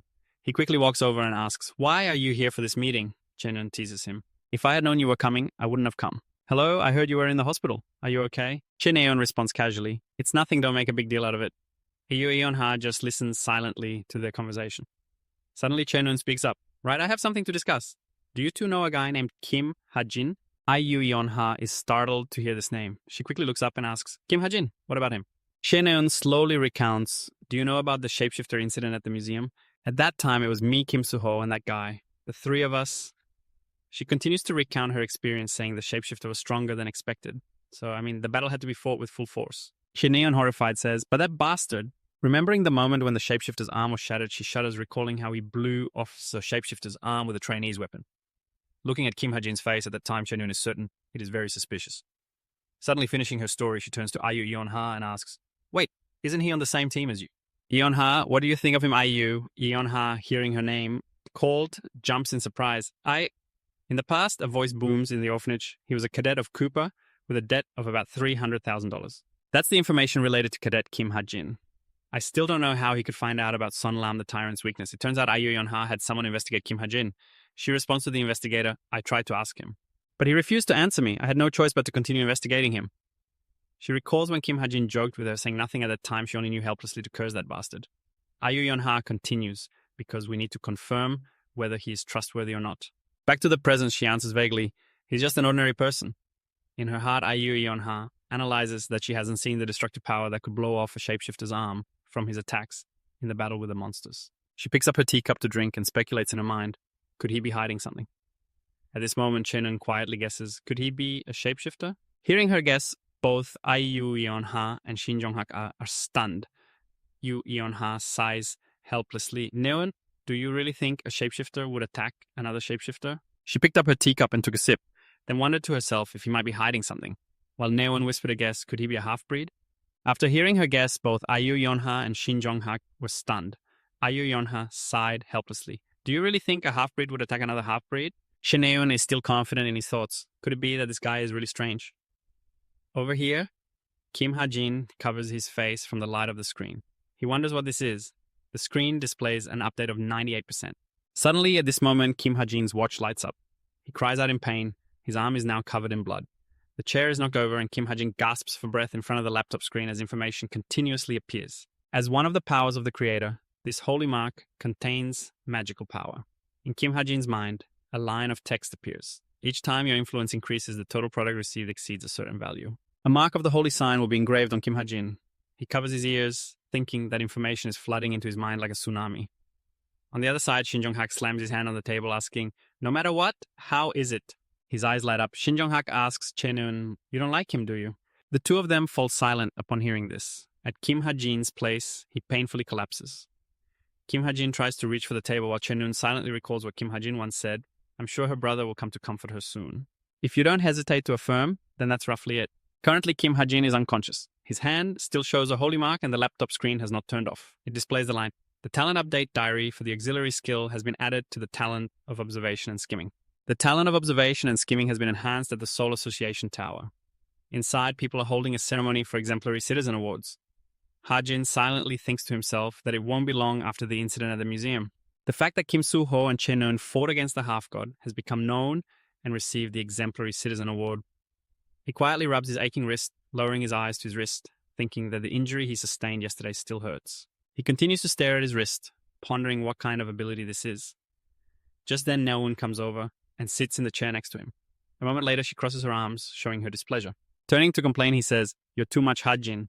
She retorts, "I haven't said a word yet." Naeun suddenly becomes angrily assertive, affirming, "Yes, I said it is." Ha-jin hesitantly asks, "You haven't forgotten, right?" Naeun's face remains frowning as she asks back, "Forgotten what?" He gently reminds her, "I saved you." Upon hearing this, Naeun's expression changes, her lips pressed together, speechless, unsure how to respond. However, she immediately regains her composure, getting furious and shouting, "Okay, whatever." Just then, Soo-ho approaches and intervenes, telling both of them to stop. He asks Naeun to switch seats with him. She immediately refuses, saying, "I don't want to." However, Soo-ho doesn't ask for her opinion. He directly grabs Naeun's hand and pulls her to the chair next to him. Ignoring her protests, "Why, I said I don't want to." Hajin stares blankly at the two, wondering what they are doing. After resolving the situation, Neon and Suho sit down next to Hajin. Suho raises his hand to his mouth and coughs a few times to clear his throat. Then Suho takes the initiative to start a conversation with Hajin, saying, "Thanks for that time." Hajin finds it ridiculous letting out a breath, rolling his eyes, thinking, "What now?" Seeing him silent, Suho continues without hesitation. "If you hadn't helped us that time, we wouldn't have been able to defeat it, really thank you." Hajin glances elsewhere and replies, "Who knows, you might have won even without me there." At that moment, he recalls that moment, speculating that if he hadn't been there, perhaps Suho would have awakened to a higher level of power. Hajin looks at Suho as if illuminated by light, reminding himself that the protagonist always becomes stronger when facing difficulties and dangers. Meanwhile, inside the logistics of the ceremony, a staff member panics to the point of stuttering loudly, announcing, "Sir, he has arrived. Everyone get ready quickly." A powerful foot stomps on the ground.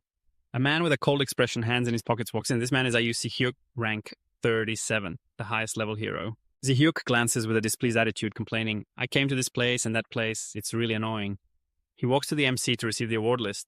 Everyone who sees him is astonished, whispering, "Isn't that the Wolf of Valhalla?" The wave of magical power is overwhelming.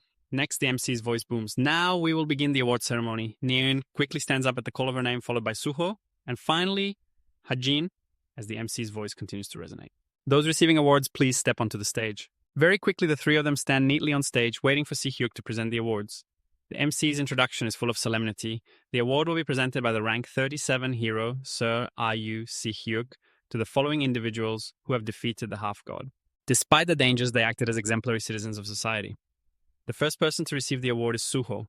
Si-hyuk hands him the award while asking, "You are Kim Suho?" Suho politely confirms with a yes. Si-hyuk continues, I can understand why they all want you." Suho, feeling a bit confused, exclaims, "Yes." The award ceremony's actions suddenly slow down. Si-hyuk seizes the opportunity to lean closer to Suho. In a dangerous tone, he warns, "It might be better for you not to join the association. If you join the endless battlefield and become a hunter there, it will only bring you a pile of responsibilities and won't be fun at all, right?" The dangerous tone reminded him to never join the association. It might be better for him. If he joined the endless battlefield and became a hunter there, being a hero would just mean a pile of responsibilities and absolutely no fun at all, right? Suho was silent for a few seconds before smiling and responding, "Even so, being a hero suits my personality." Upon hearing this, Si-hyuk straightened up, poked his ear with his finger, and replied with a bored expression, "Well, if that's the case, then good." In his heart, he was actually thinking that this guy was really bland. Then Si-hyuk glanced over at Na-eun and said, "Next is you. It's been a while, hasn't it?" Na-eun, knowing it was her turn, stood up straight and tried to suppress her nervousness. She was so anxious that she stuttered, "Master, it's been a long time." Si-hyuk, surprised to be called master, asked, "Why am I your master when you are an archer?" He bluntly said, "Your father asked me to take care of you, but I don't intend to do that." As soon as he finished speaking, Na-eun's expression immediately fell, while Hajin couldn't hide his smugness at her reaction. Finally, it was the turn of the two people. Si-hyuk and Hajin suddenly locked eyes. He found Hajin unfamiliar and asked, "Who are you?" Hajin simply replied, "Cadet Kim Hajin." Si-hyuk didn't ask anything further and just responded, "Oh, got it." After that, both of them fell silent, making the atmosphere between them awkward. In Hajin's heart, a thought jumped out. The only thing worse than being hated is being pitied, and this situation fit that saying perfectly. Under the bright stage lights and the loud voice of the MC leading the program. And so we will conclude today's award ceremony. Cadet on Neon, please share your thoughts on receiving the award. Later at a cafe, Hajin carried the food he had just spent $15 on with a satisfied expression, thinking to himself that the reward for defeating the demigod was incredibly delicious. He sat down at a table and took out his laptop. He told himself that he would use this money to buy more shares of the Draft Horsemaster. And right now, as Hajin opened his laptop, he wondered why he didn't check out the new features updated on his laptop. At that moment, a few lines of text appeared on the laptop screen, announcing the updated features. The internet activation mark of the low-level talent laptop, the Book of Truth, had added the observation talent, and a quick overview. Hajin raised his hand to look, and sure enough, a strange mark appeared on his wrist. First was the mark. It was the name of the wound engraved on his hand from yesterday. He reached out to touch it, thinking to himself that the instructions on how to use it were a bit vague. It could be activated at the will of Kim Hajin, and as time passed, it said it could be used at his will. But Hajin stared at his wrist, which was wrapped in bandages, still not fully understanding how to use the mark, only slowly speculating on his intentions to activate it. Just as he thought about this, the mark seemed to awaken and quickly flew off his wrist. However, Hajin was quick to use his other hand to press it down and hide his arm under the table after that unexpected shock. Hajin decided to give up on figuring out the mark and head back to the dormitory to confirm this later. He switched to exploring the next feature, which was activating the laptop's internet. So Hajin quickly clicked on the Activate Laptop Internet button, not knowing what would appear on the screen, and his eyes suddenly widened. After a moment of thought, he slowly exclaimed, "Got it." The laptop screen displayed a list of currently accessible websites, including 6 options: Law Compliance, Spirit, Purple Party, Jeremy's Sword, CubeNet, Messages, and Weapons Warehouse. At this moment, Hajin realized this is the real reward. He raised his hand to his chin, exploring the websites while pondering that it not only had regular websites, but also had paid sites to access, and the one he was most interested in right now was the Purple Party website, as Hajin had deduced. Among them, the Purple Party was the most important site. Yes, as far as he knew, the Purple Party was the most famous closed website because it was a place to exchange information, reward weapons requests, etc. There was no hero who didn't interact with the Purple Party. For that reason, the government had ignored it, even knowing it was a black market. Or at least that was how I had set it up. Normally, you would have to pay a huge entrance fee to become a member of this website. Right now, I could easily create an account just by paying 200 products. Meanwhile, the laptop screen also displayed a question. Do you want to create a Purple Party account? 200 products will be used. And Hajin quickly clicked on the confirmation box, focusing on his laptop, silently saying, "All right." Just then, someone approached him and exclaimed, "Ah, there you are." This person was none other than Jun Seung. She naturally pulled out the chair opposite him and initiated a conversation. "You know me, right?" "Cadet Kim Hajin," Hajin replied, looking at her in confusion.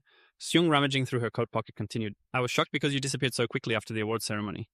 She said she had something to give him. Then Seung placed a business card with the words "Grace of the God Representative of the Guild" on the table. Hajin stared at the business card without saying anything, while in his heart he was contemplating what to do with her action. The fact that Jun Seung gave him her business card had significant meaning.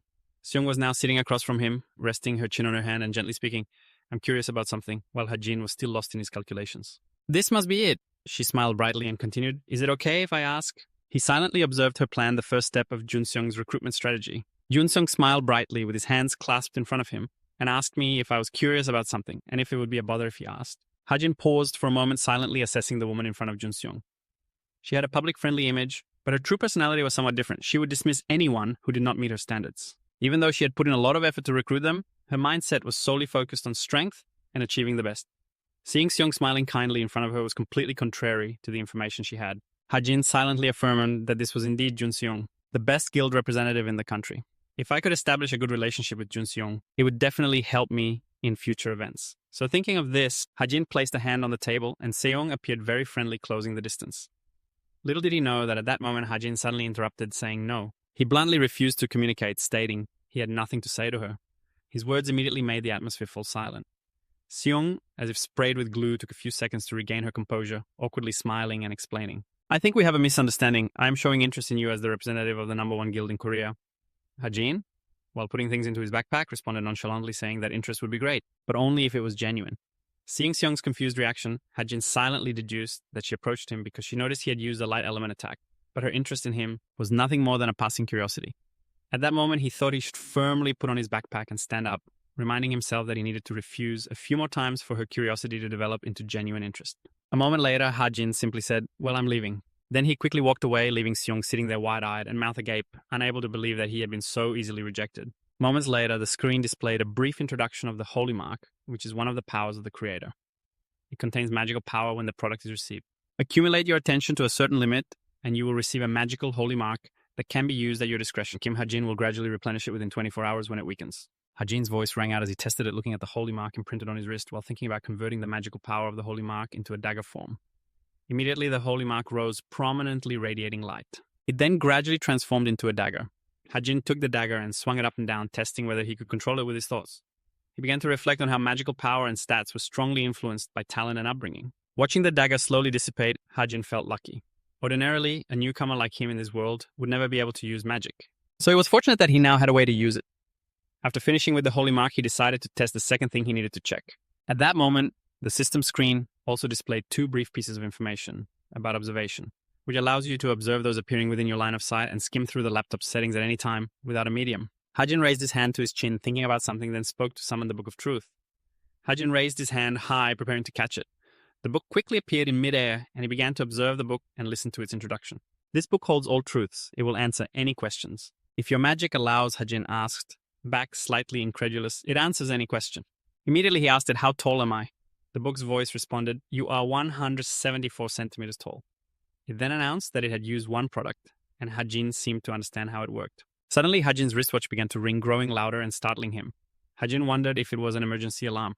Indeed, looking at the screen, the watch displayed 4 words, "Emergency Alarm."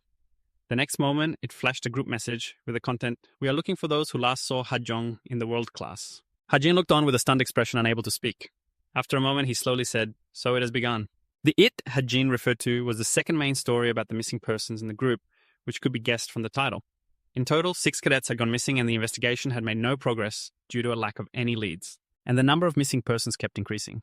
This episode was actually more important because the ultimate goal of the perpetrator was Ayui Yonha. Hajin raised his hand to his chin, recalling the story's developments, and began to formulate a hypothesis. If the co-author forced him to lose another character's life, like back at the museum, it would be very bad. If that were the case, he would have to find the perpetrator himself. After some reflection, he suddenly dropped his arms and rebutted his previous thoughts. No, if I intervened too early, the story could get all tangled up. In the end, Hajin decided to just keep watching. Not long after, in the training room, Chong Soo-ho was upside down chugging water, when suddenly the class president came over, resting his hand on Soo-ho's shoulder, saying, "Hey, Kim Soo-ho, look at that guy." Soo-ho turned to look in the direction he pointed. Over there, a foot came crashing down, stomping on a weight. It turned out that the orange-haired student was stepping on the weight. Picking a fight with Hajin, he laughed mockingly, teasing. "What are you planning to do, you loser?" the orange-haired guy contemptuously asked. "You're a cadet and can't even lift his weight. You're the shame of Cooper. Did you bribe your way in here?" Soo-ho, seeing this, felt indignant and wanted to rush in, but the class president pulled him back, saying, No, don't get involved." Soo-ho was still very upset and turned to question him. "You should be leading them as the class president." The class president, not belonging to him, casually replied, "Just let them be. That guy seems angry. If you get involved, it could be troublesome," he said with an amused smile. "And who knows? It might just be a show." Soo-ho was startled and shouted, "What?" The class president tightened his grip, seemingly very certain in his thoughts, saying, "You said he destroyed a demigod's arm. Do you think someone like that would struggle with those idiots?" Soo-ho was taken aback, realizing the class president's point. Kim Hajin was hiding his strength, while on the other side, Hajin was straining so hard he was shaking just to lift the weight onto his shoulders, looking so pitiful. The orange-haired guy also felt suspicious, wondering if he was pretending. Meanwhile, the class president remained firm in his belief that taking down a demigod was not just luck. However, Soo-ho didn't bother to listen to him anymore and directly rushed in, shouting, "Both of you stop it." Very quickly, they got into a conflict. The sounds of the fight drew the attention of other students who started discussing, "Hey, who's fighting?" It seemed Kim Soo-ho was in a fight. Just then, something flew in, and the next moment, Teacher Shu appeared, angrily scolding them. "It's training time. Why is it so noisy?" After that, he called everyone together, saying, "The results of the last written test are out. I will post the scoreboards, so come and check your scores." Hearing the scores, Soo-ho and the orange-haired guy paused their fight and began to focus on checking their scores to see how well they had done. "My mouth is about to drop. I'm going to fail." On the scoreboard, the name Kim Hajin was clearly printed at the top. Hajin also went over to check his score. Although he was at the top of the list, he remained very calm, thinking to himself, "I copied Chang's settings, so it's not surprising." At that moment, a sword suddenly fell to the ground, making a loud noise. Hajin turned around and saw Rei Cho standing behind him, looking astonished. He was also a bit surprised to see her, silently exclaiming, "Rei Cho." Hajin immediately recognized her as Jacob Elizabeth Louis, the Princess of England, who ranked 3rd in the Cooper entrance exam. Seeing her astonished face, he recalled all the related information, both big and small. She had never fallen below 1st place in the written exam. Just as he was thinking about this, Jacob shifted her gaze to Hajin, and when their eyes met, he froze, not knowing how to react. He could only stiffly spray glue as the voice full of pride echoed from the small palace. "Princess Rei Cho, congratulations, you have been accepted into the cube." The butler, with a worried expression, offered words of encouragement. "I hope you won't worry." Standing among the greatest aspiring heroes in the world, the female guard had the same expression, saying, "I also heard that all their classes are only in Korea." Contrary to their worries, Rei Cho responded very calmly, "It's okay. I will do my best to meet everyone's expectations for the honor of the royal family." Rei Cho remembered the moment she was looking up at the family photo hanging on the wall, and a wave of guilt quickly rose in her heart.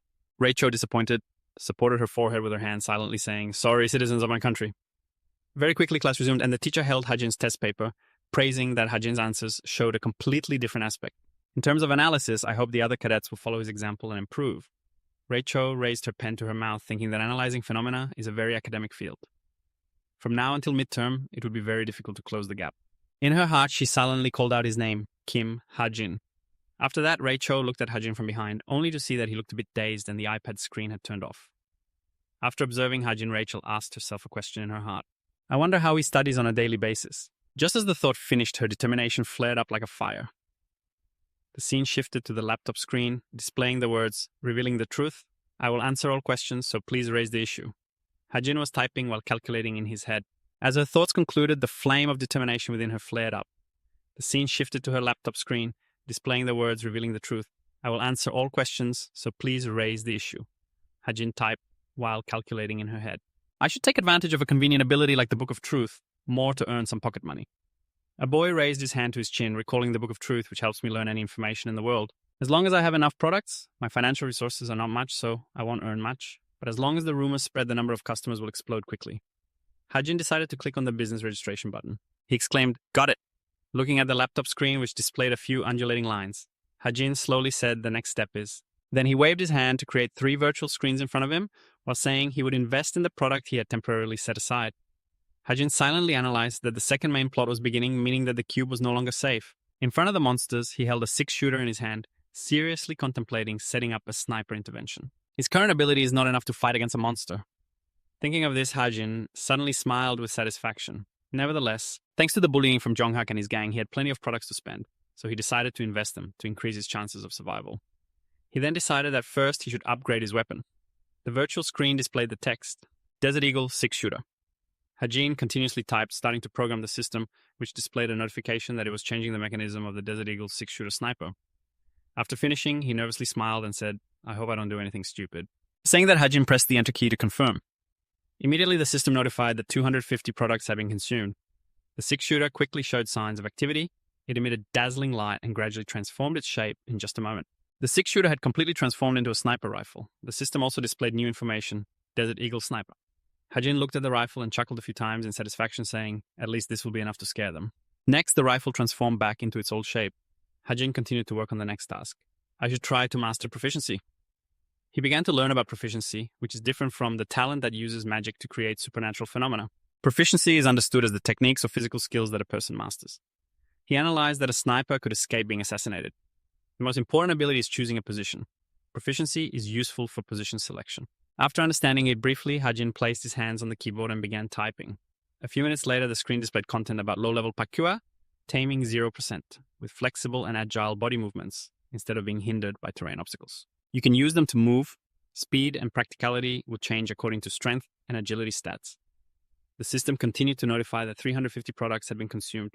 Hajin looked at his palm with some anticipation and said, "I haven't felt anything yet. I hope it will be effective." Just then, his wristwatch suddenly lit up with a message in the group chat asking if anyone had seen Seungjeon from the world class. "I haven't been able to contact her since yesterday." Hajin suddenly felt heavy, silently thinking about the second victim. All the cadets had been kidnapped before Yeonha. They were all murdered by the perpetrator. At that moment, he began to doubt his own decision. Was it okay to stand by and watch the series of disappearances happen when he knew very well about the perpetrator and the next victims? Hajin's heart sank for a moment. Not long after, in the outdoor training area, Sui-uk loudly asked everyone if they were all here. "Today's practical training is very special." Then the teacher began to introduce the location of the class. The cave behind me is an artificial dungeon, a product of the magic science department. Inside it are dolls, designed based on the model of real monsters. And today we will have a training session to conquer the dungeon by sweeping through this artificial dungeon. Speaking of this, Suyuk suddenly warned sternly. "But don't let your guard down," he said loudly, emphasizing the important point. Inside this endless dungeon, a double training session between the Veritas class and the Tuvi class will take place. Suyuk requested that several students. Teams will be formed into small groups from each class. Quickly gather into teams. The students began to gather, greeting each other and forming groups. Hajin also found himself a team which was Team 8. This included the Veritas class with Ayu Yeonha, Jin, Hosung, Hazuki, Kim, Hajin, competing against the Tuvi class, which included Jaden Kim Jingu, PH, Sujong, Lee, Jinsia. He thought of the dangers inside the dungeon. The artificial dungeon had all kinds of traps and deadly encounters. Some of the traps were even created by monsters. Hajin held the 6-shooter in his hand, ready to face it. He had indeed created a few bullets with attributes for precaution, but could he be safe? Surviving this training session, suddenly he saw the system screen flickering in the air. A moment later, countless screens appeared with warning messages that the settings had changed. Hajin opened his eyes wide in astonishment. The settings had been changed 3 times. He was confused, wondering who and how. At that moment, the surrounding space seemed to be transformed. The voices of the students rang out, "Team 1, quickly gather. Is anyone from Team 3 here?" Just then a fierce voice shouted, "You idiot! Can't you hear? We have to gather quickly." The owner of this voice was Jo Jun. She stood with her hands on her hips, looking displeased, raising her voice to evaluate him. "Kim Suho, you look pretty dumb." Suho, who was gentle, could only feel embarrassed, and the two of them were Team 1 of Love Veritas Kim Suho. Love TV Jojuna. The system screen displayed information about this person's change. Character's personality, due to Jun, had become more irritable than before. At the same time, not far away, there was a team greeting each other. "Nice to meet you, Miss Yeonha," Jaden said with a bright smile. I hope we will become close like teammates even after the training session. To this enthusiasm, Diane replied, sure. They were Team 8, consisting of Love Veritas, IU, Ionha, Love TV, and Jaden. The system screen continued to change. Jaden's character development potential had increased by 0.5. Meanwhile, Neon also spotted his teammates. She pointed out, "You are on the same team as me. I met you at the hunting club named..." Seeing her stutter, the boy chuckled softly and said, "Let me introduce myself gently. My name is Sven." They were Team 3 consisting of Love Veritas Chanyol, Love TV, and Sven. The system reported changes in Sven's information. Sven's willpower had decreased. He had a very high chance of being possessed by a demon. Hajin read the notification, her mouth agape, looking at him in shock. Everything had changed too drastically. Kim Hajin looked worriedly across the way. Let's take a closer look. There were two people she needed to pay attention to. Jaden was cheerfully chatting with IU Yonha. The first person was Jaden from Team 8. He was the standard of those nasty guys who looked down on the weaker ones all day. He was strong enough to be sent out on reconnaissance with a green card. Jaden's character development potential had increased. Why did his development potential increase by 0.5 all of a sudden? Jaden introduced himself and then introduced his friends one by one. My name is Jaden, and these are my teammates Kim Jingyu Oesu-jong. And finally, Lee Jin Seiya. Ayu Ionha spoke up, and everyone looked at her. My team members are Jin Hosung Hazuki and Lee Hajin. She looked at him with a helpless expression as she misread his name as Kim Hajin. Kim Hajin looked at everyone. He seems to be fine. Sven had a sword on him, and on her back was a huge bow. The second person was Sven from Team 3, a German student and a strong candidate for the hero title in his country. His important characteristic was Sven, with rosy cheeks, shyly smiled and chatted with her. He liked to tease her. Sven stood in front of a crowded train station, pulling along quite a large piece of luggage, just like the other foreign students. Sven was determined to become the strongest. In the air, in a defensive fighting stance, Kim Soo-ho was thrown out by Iyu Ayonha, using her power. However, life was not a dream. Sven stood there stunned, looking at the extraordinary skills of others with worry and fear. He could only become one of the most ordinary students, to the point of being unable to be more ordinary. Sven placed both palms over his eyes, looking very disappointed, feeling inferior and the failure he had never felt before in his life. Combined with the instability of puberty, the long sharp sword, with a fiery red handle, was inverted, and the light shining on it made Sven sell his soul to a half-breed to gain power. At the same time, a dark green card appeared on paper with the words, "Sven's mental strength is weakening. He has a high chance of becoming a demon's pawn." This detail was similar to what he had written before. But the problem was the segment in this dungeon. Kim Hajin raised his hand to touch his nose, looking at the green board appearing before his eyes and thinking. At the same time, someone's hand was about to touch him. His awakening had been prompted beforehand. Hopefully it won't affect the storyline too much. A hand from behind touched his shoulder. It was Jaden. He was massaging Hajin's left shoulder, smiling and saying cheerfully, "You're a sharpshooter, right?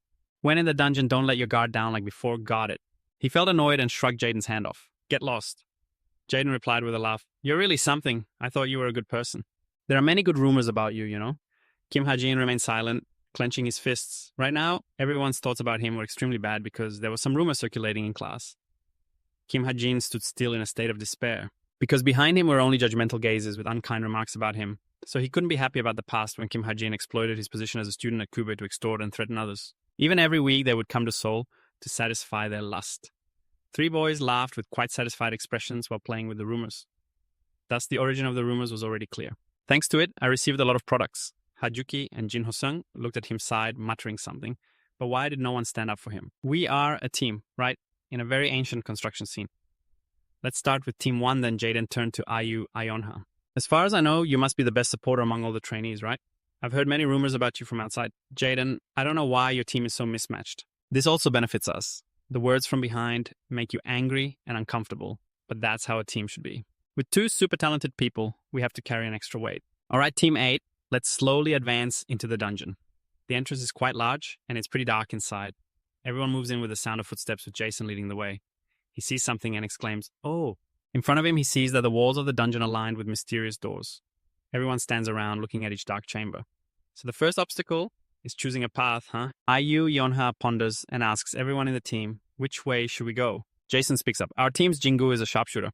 And then Kim Hajin confidently says, let's go through door 6. Everyone turns to look at him. Go through door 6. Ayu Yonha says, remaining silent. Jaden glances at him with an angry expression. Hey, do you think you're Kim Hajin? If you don't understand, then let's go. Ayu Yonha looks at him seemingly unimpressed. But his eyes are very sharp. Kim Hajin says, feeling somewhat helpless as he looks at Jaden. Indeed, he couldn't compliment him in a better way. Deep down, he thinks, well, thanks to him, I can enter the path that Chenun has gone through.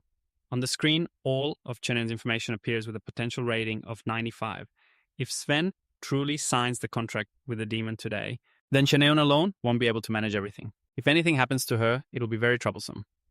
Everyone slowly advances into door 6. Chun-dong has made a decision. I cannot lose her. Jason mutters in annoyance. Those idiots really like to draw attention. Kim Ha-jin looks at him, paying attention to the monsters ahead in the dark dungeon filled with sharp, protruding rocks. What kind of monsters are they? I don't see anything, he says. Oh, Suong speaks up. Can't you see? There's a lizard up ahead. It must be the supreme monster of the dungeon. Jason turns his head, thinking it's a joke, and looks at him in silence. Sudong asks, can I shoot it with a crossbow? IU. Ayonha replies, if you can, then go ahead. Just as he finishes speaking, he takes out his bow and shoots a rocket arrow straight ahead, illuminating the path. Ayu Yonha looks back at him confused about what is happening. But when it looks up, the rocket arrow is getting closer. The lizard is a mid-level monster level 6. Jason and Ayu Ayonha look surprised and shout, is this for real? Everyone quickly get into battle formation. Is there anyone here who can use water attributes to attack? We need to hide it for now. Wow. Ayu Yonha uses her power to fight it. Then we have to attack in the usual way.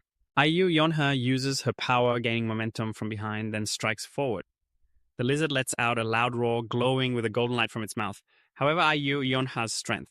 That wraps tightly around its mouth. Then Lee Jin-sia and Hazuki fly up, rushing towards it, both using their powers to attack. The lizard falls to the ground, emitting blue rays. We won.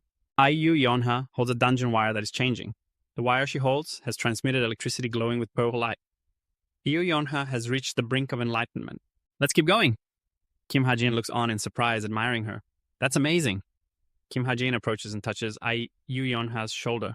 They both scream, then fall to the ground, his hand touching her head, and Kim Ha-jin sweats, feeling anxious. Ayu Yonha's face darkens as she slowly stands up. Let's go. He fearfully sits up, backing away, raising both hands. Yes. She approaches and grabs his collar. Sorry, but... She prepares to hit him when someone calls out, hey, what's that? The mark of the demon, Kim Jin-yu and Hazuki approach. She raises her hand. Where did this come from? It's similar to what I thought. Kim Ha-jin remembers something from earlier when he fell and touched Ayu Yonha. A green card appeared indicating a lethal ability of 4 out of 10, with an additional effect, ambush and silence. The neurotoxin has been applied to the arrowhead. Slowly, footsteps can be heard, accompanied by heavy breathing. Sven kneels down, leaning forward, breathing heavily. Sorry, leave me behind. Chenon angrily shouts at him. Shut up. If you have the strength to talk, then run, while both are fighting. Suddenly, an arrow strikes Sven in the shoulder, causing him to collapse in pain. What the heck? The poison arrow definitely couldn't have been dealt with during training. Chenon, small in stature, may look weak, but she carries Sven out of danger. Above all, after such a monster, a gigantic creature with a mouth full of fire and very hot liquid rushes from behind. Chenon and Sven are surrounded by the sounds of fire and battle. Has the artificial cave in the training area been completed yet? Kim Jin-gyu held a large shield to block the sparks from the monster attacking, while everyone behind shot arrows and fought the surrounding monsters. 2 monsters were breathing fire from their mouths. A hand tightly gripped the handle of the shield Kim Jin-gyu defended, as the shield handle firmly absorbed the powerful blows from the monsters. Su Rong, with his bow aimed at the target, feeling a bit anxious as he waited for him to release the bowstring. He shot strongly at the target he had aimed for. Ayu Yonha used her strength to strike the monster, while Kim Ha-jin used his gun to attack the surrounding monsters. Jason wielded his sword with great force from above. Fighting the monsters in that area also lit up an arrow that fell to the ground. Then Jason slung his sword over his shoulder and sighed, is it done here yet? Everyone gathered around the corpses of the dead monsters, mainly consisting of fire lizards, so it was quite easy. Besides the unique name from earlier, I didn't see any real traps here. I think we can move on now. While everyone was discussing enthusiastically, only Kim Ha-jin stood behind, watching everything, lost in thought about the arrow and the green card from before. Even the trainees with high intuition didn't notice its presence. With the beam of light ahead, everyone turned to see what that was. With each flame slowly appearing, its eyes glowed fiercely, and behind Su Rong was a blinding light with a strange shadow. He panicked and turned around to see a gigantic creature roaring loudly, its mouth filled with lava, ready to attack. He turned back in surprise, wide-eyed. Is the lizard still alive? The gigantic lizard spat out a large amount of fire towards the people standing there. Kim Jin-gyu turned back, and everyone hearing Kim Jin-gyu mention the lizard turned back in surprise. One person extended their long, slender hand forward while chanting a spell. Suddenly, a blue light shone from one of his fingers. Kim Ha-jin, while reciting the spell, used a tremendous force from his finger to create a powerful blue vortex, shielding everyone from the fire the lizard was spewing. His power protected everyone safely, and no one was harmed.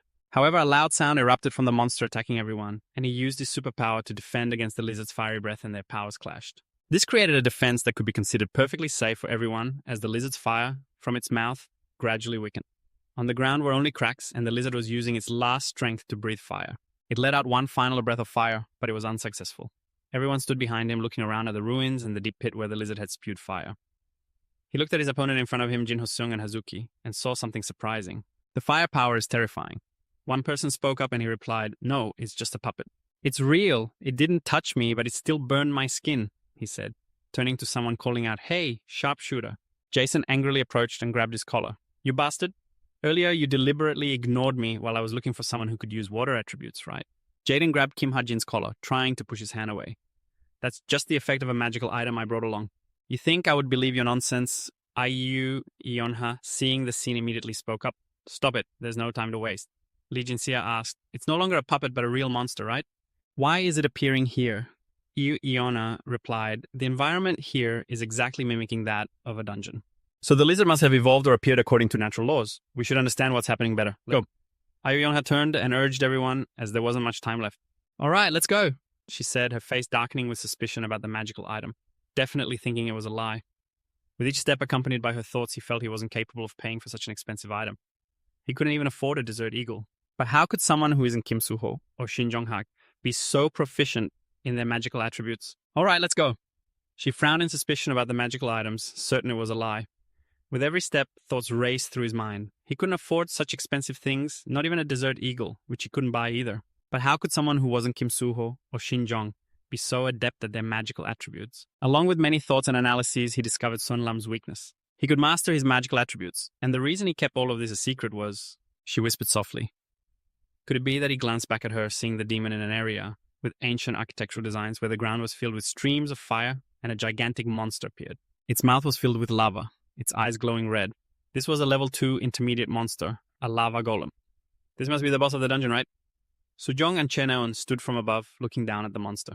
Can we defeat it? If it's just us, it'll be tough. The other team will be here soon. When that time comes, we'll fight it, but for now, let's stay hidden here. Soo-jong and Cheon are discussing strategies to defeat it along with the teammates who are also standing there. We need to hurry and treat Sven too. Why did that arrow suddenly stick out like that?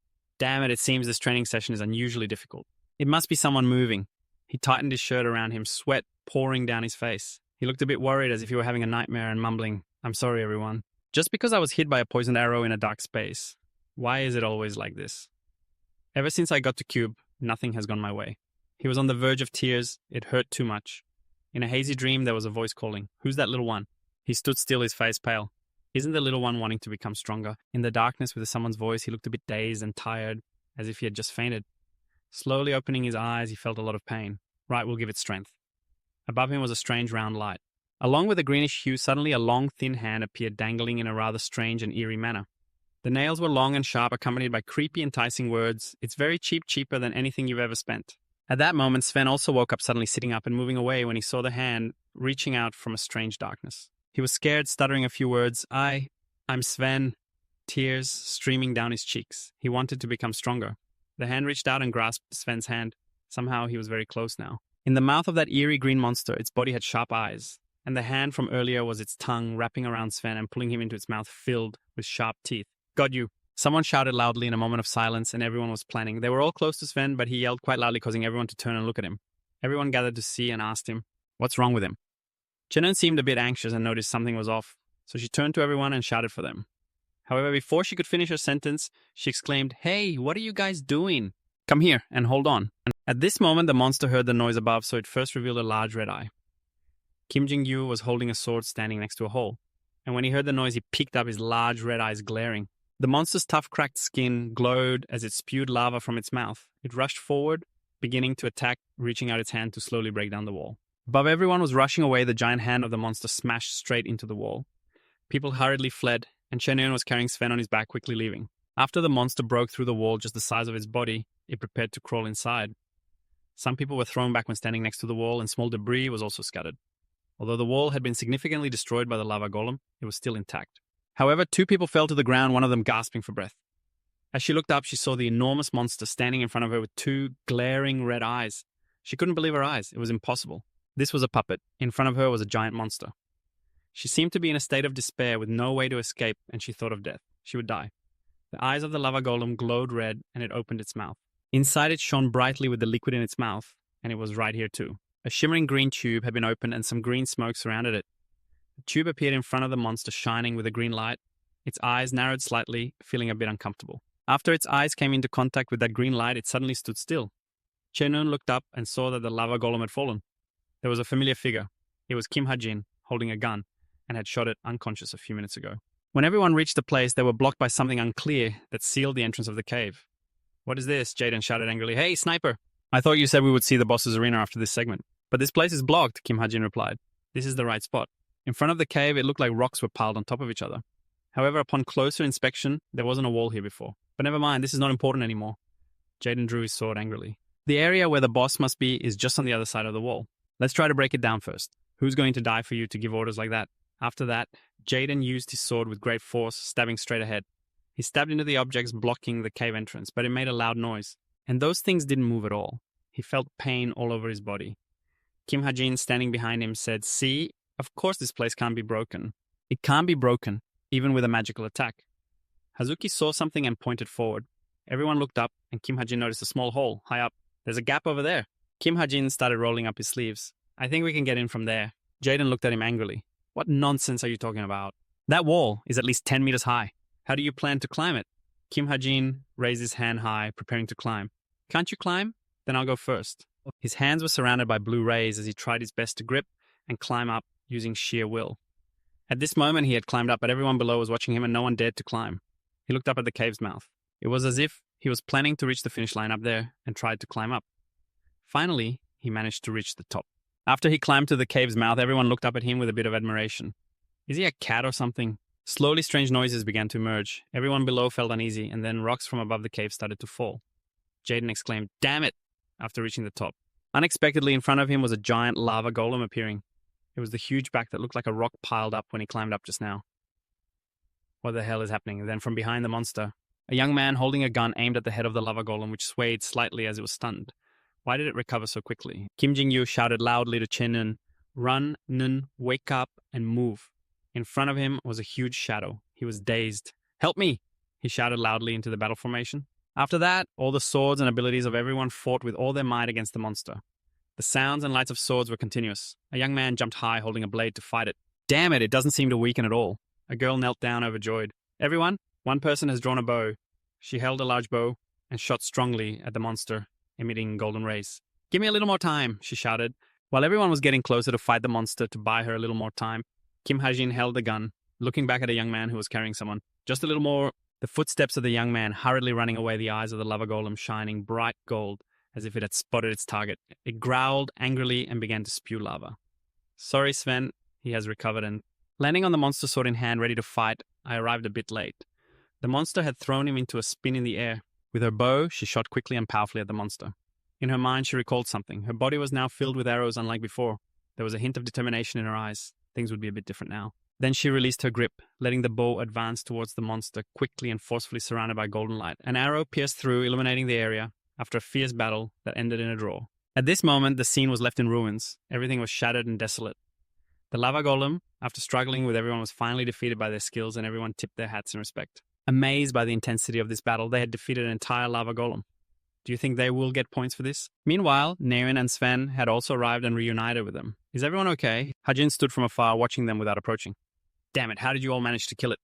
Seriously, Sven didn't turn into a half-human. The plot has changed from the original intention. But it's only a temporary delay. He has made a pact with a demon, so I can't know when he will go crazy. Now everything has become dangerous. Meanwhile, Neon's gaze seemed to be focused on another direction. It turned out that the person she was paying attention to was Ha-jin, sitting alone in the distance. She seemed to want to approach and talk to him, to make him feel less lonely, but hesitated, not daring to approach. After a moment of contemplation, Neon decided to walk towards Ha-jin. The atmosphere suddenly became awkward as the two locked eyes, and neither spoke a word. He turned to look at her with an expressionless face. I think I should at least say this. It took a long time for Noon to muster all her strength to stammer out the words, "Thank you." As soon as she finished, she turned her face away in another direction. With an embarrassed look upon receiving the heartfelt thanks from Noon, Ha-jin was a bit surprised. "Indeed, you are utterly clueless. What did you ask back?" Hearing that, Neon couldn't help but feel embarrassed. "I have to say what needs to be said, okay? Because you don't hear such words from her mouth often, it's a bit hard to believe she just said thank you." Ha-jin was astonished that this girl who once drowned in darkness could utter such a light phrase. Neon's life is a series of tragedies. The first tragedy was on her 6th birthday when she lost her mother to the half-humans. Since that fateful day, she was determined to become a hero. Neon threw herself into intense training, not daring to rest even a little. Although she was just a child, she devoted herself to becoming a hero. At an age when other children were joyfully playing, Naeun forced herself to participate in harsh training. She accepted sacrificing her childhood for her heroic career and couldn't even have a close friend, because expressing her true feelings to others was like exposing her weaknesses. Therefore, Naeun's circle of friends consisted of only a few people. Not many received her thanks. And very few could say they were close friends of Naeun, because in her life, the word sorry appeared more often than thank you. After a while, Hajin still hadn't recovered, as if he was stuck in a daze from shock. To break this awkward atmosphere, Naeun asked, "So why are you so strong, yet got bullied by the thugs? I saw you could even hold back the golem. If you are that strong, you should have taken them down in one blow." In response to her curiosity, Hajin simply replied with something even more confusing. "I didn't do anything at all, because if I had to fight, I wouldn't win against them." "What are you talking about? I saw your gun attack was quite powerful too." "Oh, that incident." Hearing this, he raised his six-shooter in front of her, saying, "It's no exaggeration." Hajin calmly drew her gun, as if pulling out candy, her face unchanged. "This is my personal weapon. You understand now, right?" At this moment, having regained her senses, Naeun glanced around nervously to see if anyone was nearby. This crazy guy, if discovered with this, would be suspended from school. That's why I've only used it on important occasions. In tough situations, Hajin found a way not to get caught. Because I learned how to hide weapons in my holy seal. So I definitely want to be suspended for possessing a personal weapon. Suddenly, upon realizing this shocking truth, Naeun raised a question. "But even if you use it, you're still too strong. Could it be that their talent is to enhance all kinds of firepower?" She boldly expressed her guess right away, but Hajin only responded with a nonchalant attitude, causing Naeun to start feeling bored and leave thinking whatever she wanted. "So that's why. I will overlook the fact that you had a personal weapon this time, so don't use it carelessly next time, okay?" She suddenly paused when she remembered something important. "And by the way, don't you have anything you want to say to me?" Before leaving, Naeun still wanted to hear something from him, but he, acting like a cold CEO, only replied to her with silence. After a while of being mute, what he finally said made her feel disappointed. "Isn't it so if I apologize now, she will definitely forgive me for mentioning her brother. But I can't do anything because it's best for my relationship with Naeun to remain at the level of classmates. Even though that's a tragic scenario that Hajin doesn't dare to think about, he still has to face it. Because I will have to kill Chejinun." When hearing someone else comment on their relationship, Naeun immediately denied, saying, "I didn't know you were close to him." There's no way that's true. Ven was just standing next to her, looking at her with a gaze full of contemplation. Suddenly at that moment, an important announcement was made for all cadets. "Seize the attack and quickly leave the dungeon." Repeating to stop the attack, and no one was warned beforehand. The sudden announcement came due to incidents falling from the sky. This attack drill in the dungeon had quite a few problems. Some security cameras in the dungeon suddenly stopped working during the inspection, and then a real monster appeared, instead of a mana monster, leading to poor staff allocation, causing the incident to be discovered only after a long time. Although these were indeed serious issues, there were no casualties. Therefore, Cooper told the cadets that they would investigate these matters themselves, instead of delegating to a third party.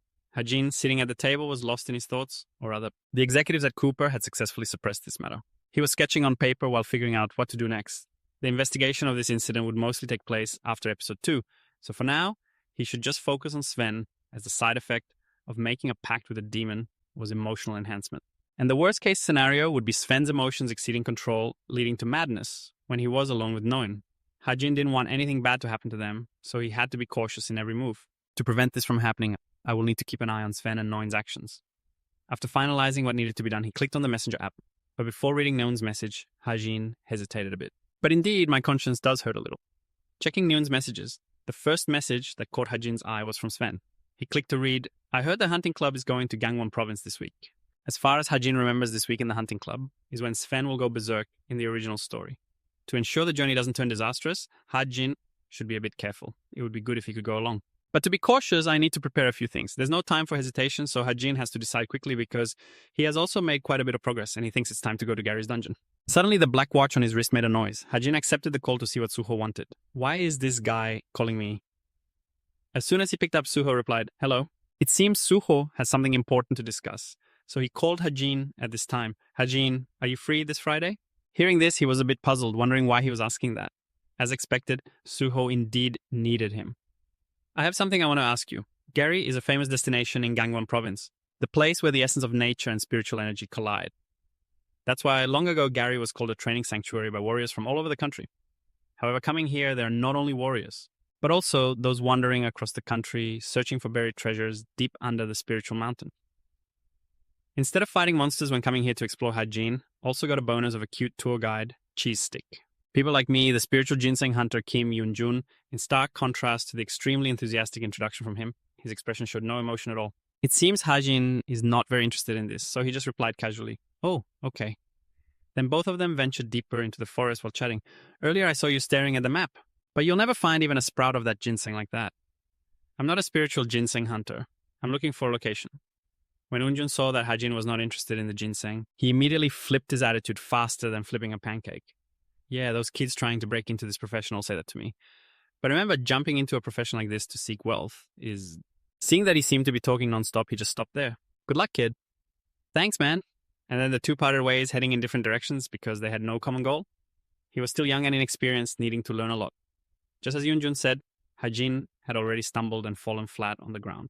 I stumbled over a root, but when I turned around, the thing that made me faceplant was the shimmering ethereal light emanating from the spirit ginseng, which captivated my gaze for even a second. I had seen the heart of the divine. After discovering something so rare, I realized how hard it was to find. Without hesitation, Hajin scooped it up with his insatiable stomach, eating it with great enthusiasm. I'm currently consuming a 7-year-old spirit ginseng, using it to repair and boost my stats by 2 points for 30 minutes. However, after indulging, Hajin felt regret for missing the opportunity to get rich. If he sold it all, he could easily make $700,000. While he was still feeling a bit wasteful, the ground beneath him began to crumble. Now Hajin was hanging precariously on a cliff with a dangerously high elevation. No wonder it had never been discovered before. This is the middle of a cliff in Gary. After overcoming a pile of moss and lichen, Hajin tried to cling tightly to the rock face to preserve his life until he reached his destination. Finally, after much effort and hardship, he found himself standing in front of some kind of cursed cave. This was the mysterious zombie dungeon, and just by looking around, it was clear that this place was filled with dangers. The boss of this dungeon was a mid-tier monster knight.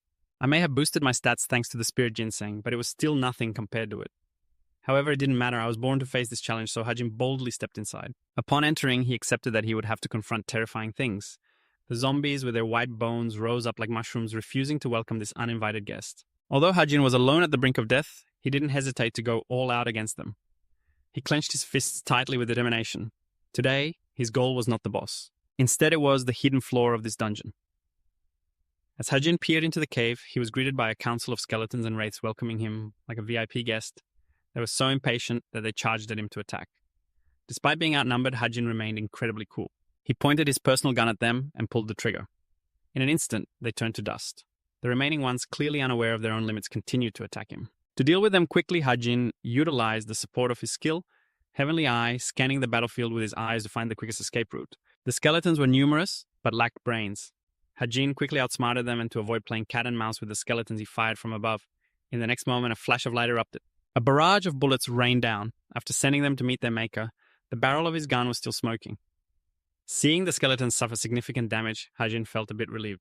I think this shot has taken out quite a few of them. He didn't dare to delay any longer and pressed deeper into the cave where the number of zombies was increasing.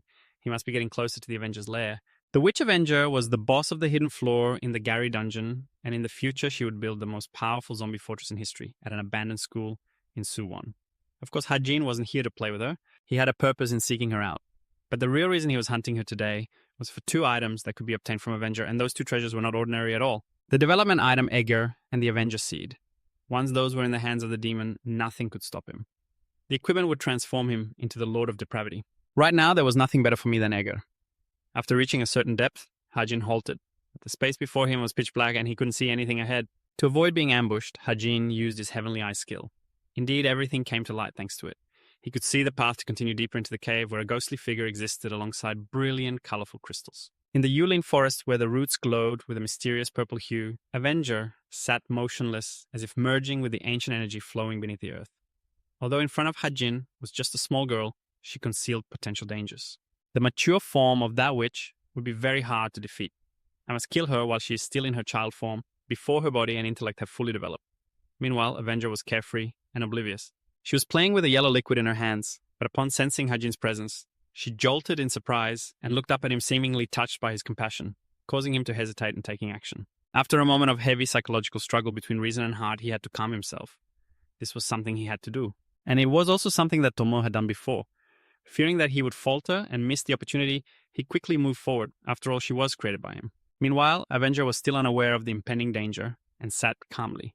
The next moment, he took action. He couldn't kill that witch with a single shot while she was in her spirit form. In that case, he would break the holy seal and transform into an elemental spear.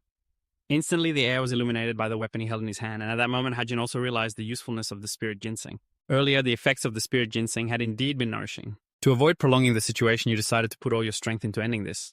I feel like I've turned into an IU Ion or something. After Hajin launched a devastating attack towards the Avenger, an energy explosion dyed the entire space blue, and at that moment he just stood still, waiting for the smoke to clear to see the outcome. But surprisingly, after that earth-shattering blow, she was still alive.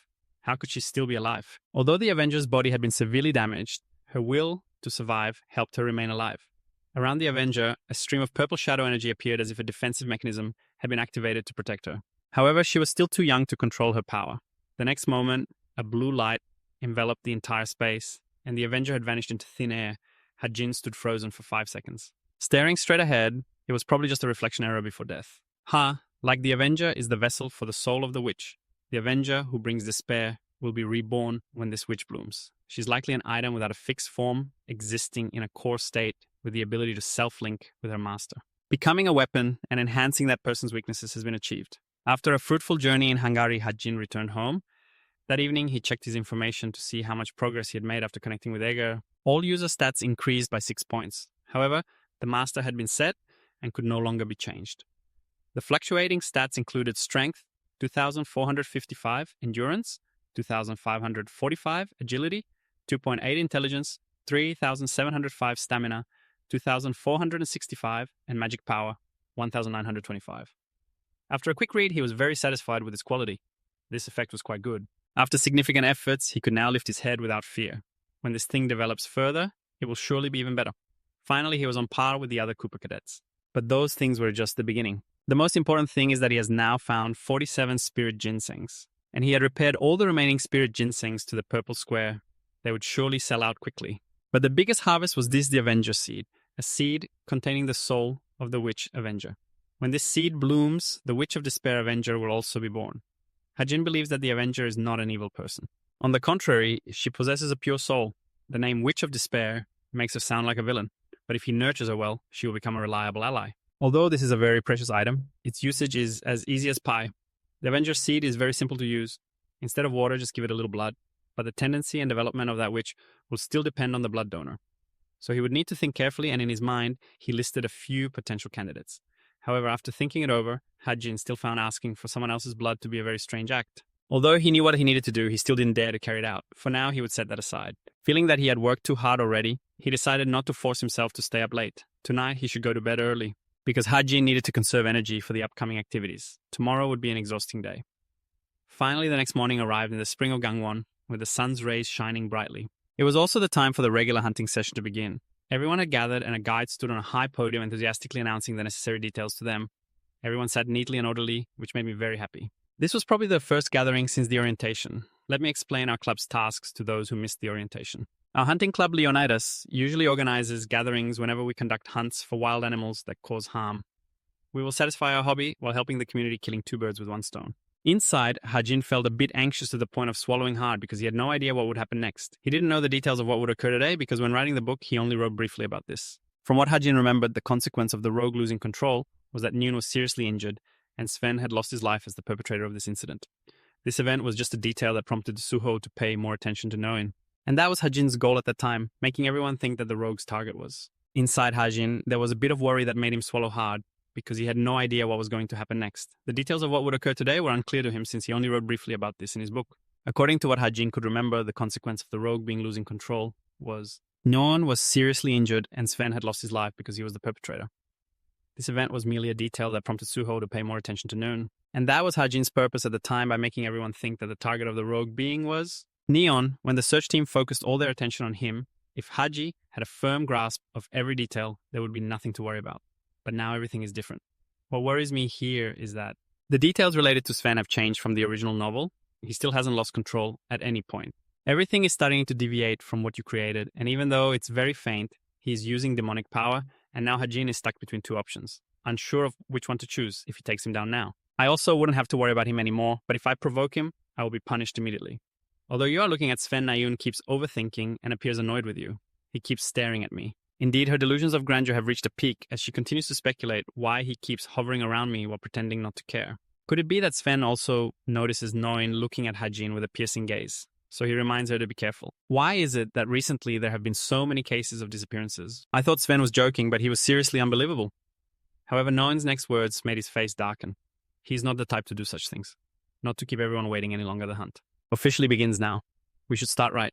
At this moment, Sven and Noin pair up and venture deeper into the forest to hunt together, while Hajin stands alone quietly watching their backs. In the forest, a deer in the distance is leisurely grazing, unaware that it is about to be taken down. Suddenly, the next moment, several dark purple tentacles appear, stretching out and piercing straight into the deer. In front of it, the tentacles quickly tighten around the deer's neck, causing it to tremble. Sven, standing nearby, quickly becomes the next target. The tentacles slowly approach him, but he does not react. He just stands still, with a face as cold as ice. Where are you, Sven? In that moment of life and death. The Noon's voice made the tentacles retreat. After a while of separating, she returned with a deer on her back. Here do you see, I won the hunting bet. How did you catch so many, surprised old lady? Fan, and yet you have hunted a mountain of deer piled up in front of her. Although she felt a bit reluctant, Noon had to accept defeat here. It seems I won the bet, so I have to fulfill one of your wishes, right? Alright, what do you want? Sven hesitated to express his wish in an awkward state, his face starting to turn red like a tomato, as he looked at Noon with gentle eyes. Do you want to... But they had no idea that. Every single action of theirs up to now has been under Hajin's watchful eye. He hid behind a bush, waiting for the right moment to reveal himself. Sven had made a pact with the demon of desire, Asmodeus. Hajin closely monitored Sven without taking his eyes off him, for even a second, because his desires had been amplified compared to when he was still a half-human. Restraint was no longer in his dictionary. After a moment of hesitation, finally, Sven dared to confess his true feelings. Would you go out with me? Upon hearing this, Neon couldn't help but freeze in shock when she unexpectedly received a confession from him. Seeing her look stunned, Sven asked back, don't you want to... Noin then politely declined him with the following reason. Of course it's not that, but you agree to the confession of someone you've only known for less than a week. After receiving Noin's answer, Sven didn't press her further. So that's how it is. All this time, Hajin has been patiently waiting for the moment Sven reveals his true self. Now show your true nature. Reveal the true nature of a half-human to ease the awkward atmosphere. She also casually shared her ideal type. I like people stronger than me. However, Dayun had no idea that her words had. Summoned the demon within Sven. Although it may sound simple for him, it was nothing short of an insult. So sorry about that. Sven still wouldn't let Noon go, continuing to question her with a voice that sounded like it came from hell. What does that mean? So, if I'm stronger than you, you would like me. Noon felt that this had gone too far, so she wanted to end it here. Enough is enough. The moment of dark transformation that Hajin has been waiting for has finally arrived. Sven immediately unleashed the tentacles from earlier and attacked her fiercely after committing that horrific act. He just stood there frozen in place, turning both himself and her into victims, as the dark magic had left his eyes pale, like a soulless person.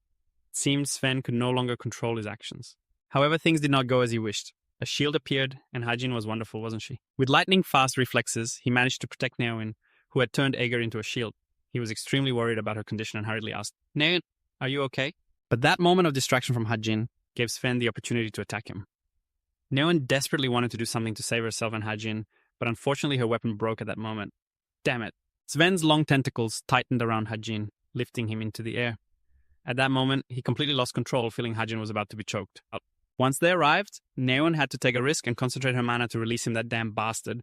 Even though she knew her weapon couldn't match Sven's, she had to try, otherwise they would surely end up as corpses here. It was her blind love for Neon that turned Sven into a truly grotesque monster. I love you, he said, even though Neon was his friend. But if he had caused such unthinkable things, the earth would not forgive him, then Neon would not show mercy to that bastard. Hajin's face was now pale, devoid of any blood. It seemed he could no longer endure it. In that desperate situation, suddenly a blue light flashed. He thought everything was over here. But it seemed Hajin saw a glimmer of hope. Sometimes characters with high talent in this story waste time and fail to achieve their ultimate goals just because they chose a weapon that didn't suit them. And without a doubt, she was the first on this list. He thought he was the hero, saving the damsel in distress. But it turned out Neon awakened herself and saved Hajin and herself in an instant with a gigantic holy sword. Under Naoin's control, she was not joking. Her gaze was now like she was about to devour Sven whole. Let him go, you bastard. At that moment, Hajin couldn't take her eyes off Noin. He truly wanted to see how far the character he had created could go. Sven was no different from Hajin, standing frozen in place as if overwhelmed by the power of her golden lotus. It seemed Sven's end had come. Noin was no longer a victim. She stood up and showed him what respect was. That last move from Cheneun left a long dent in the ground. The monster had long since disappeared, and Cheneun stared blankly at her hand. Kim Hajin nearby coughed and asked, what was that? Just now? A laser sword. She was also confused. I don't know. She suddenly spoke up. Are you okay? He jumped in surprise and replied, yeah. Cheneun smiled. That's good. Suddenly her vision began to fade and everything sank into darkness. Kim Hajin panicked and shouted, Nun, it's getting dark. Realizing his back, she panicked and let go. Kim Hajin asked, are you awake? You weren't getting up, so I was carrying you. She shouted, what? Let me down, right now. He still didn't let go, suspiciously asking, "You want me to drop you?" She insisted, "Just let me down." Kim Ha-jin reluctantly placed her down. "Fine, whatever." But she fell down suddenly. On Ah-woon, panicking, she widened her eyes. "Huh, why are my legs? What's wrong with my legs?" He calmly replied, "This is the first time you've experienced mana depletion." On Ah-yul was stunned for a few seconds. Then he continued explaining, "Mana depletion is a state when you've used up all your mana. That will reduce your mana recovery speed."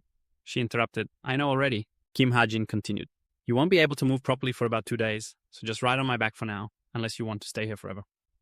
Unknown had no choice but to comply. Both returned in an awkward atmosphere. Suddenly, Kim Ha-jin spoke up. "So are you going to continue using the bow?" She disdainfully said, "Why are you saying such nonsense?" He remained calm and continued, "I know today you felt it." Kim Ha-jin said, "Today, even though you didn't intend to do so." But Nayeon awakened her talent, a power that can amplify her abilities greatly, as long as she possesses magic. A dominating sword can slaughter hundreds of monsters and demi-humans with a single strike.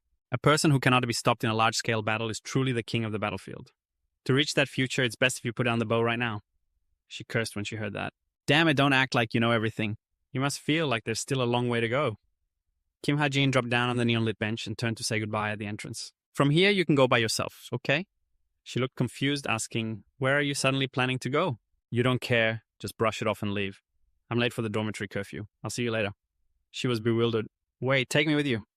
As the evening set in, the whole building was buzzing with noise. "Have you heard the news?" Kim Ha-jin hurriedly walked through the hallway, the whispers echoing. Noon was just attacked by a dark being. Clearly that dark being is a fan of the world class. Since when was he a dark being? I even talked to that jerk before. Why is the upper class of Cooper staying silent about all this? Kim Ha-jin stopped at room 303, and as soon as the door cracked open, someone spoke up. "Oh, Kim Soo-ho." He smiled and turned to welcome Ha-jin. You observed around and thought Kim, Horak, Shin Jong-hak. Ayu Yeon-ha and Lee Yeon-han seemed to have all the key characters gathered here. You recalled, just before the incident at the hunting club happened, a message was sent. "Do you have time this Friday? I have something I need your help with." You wondered, help with what? But still politely asked, "What's up?" The other side continued, "Did you know that many people have gone missing recently? The B group has assigned us to investigate that case." Kim Ha-jin realized, "Oh, I see." The B group wanted to avoid bringing outside forces in, so they assigned a few cadets from each class to investigate, with Nam's representative being Soo-ho Jung-hak, while Neon and Kim Soo-ho were busy texting with Kim Ha-jin. "Why are you being criticized?" "Neon, aren't you going?" he replied, flustered. "Wait a minute." Kim Soo-ho continued texting you. "Of course, Cooper will also organize an investigation, but since the suspect is likely a cadet, we might easily trap the culprit." Kim Ha-jin wondered, "I understand your point, but why are you telling me this?" The other side quickly replied, "You said you have a good eye. I heard you can even see from 1,000 miles away.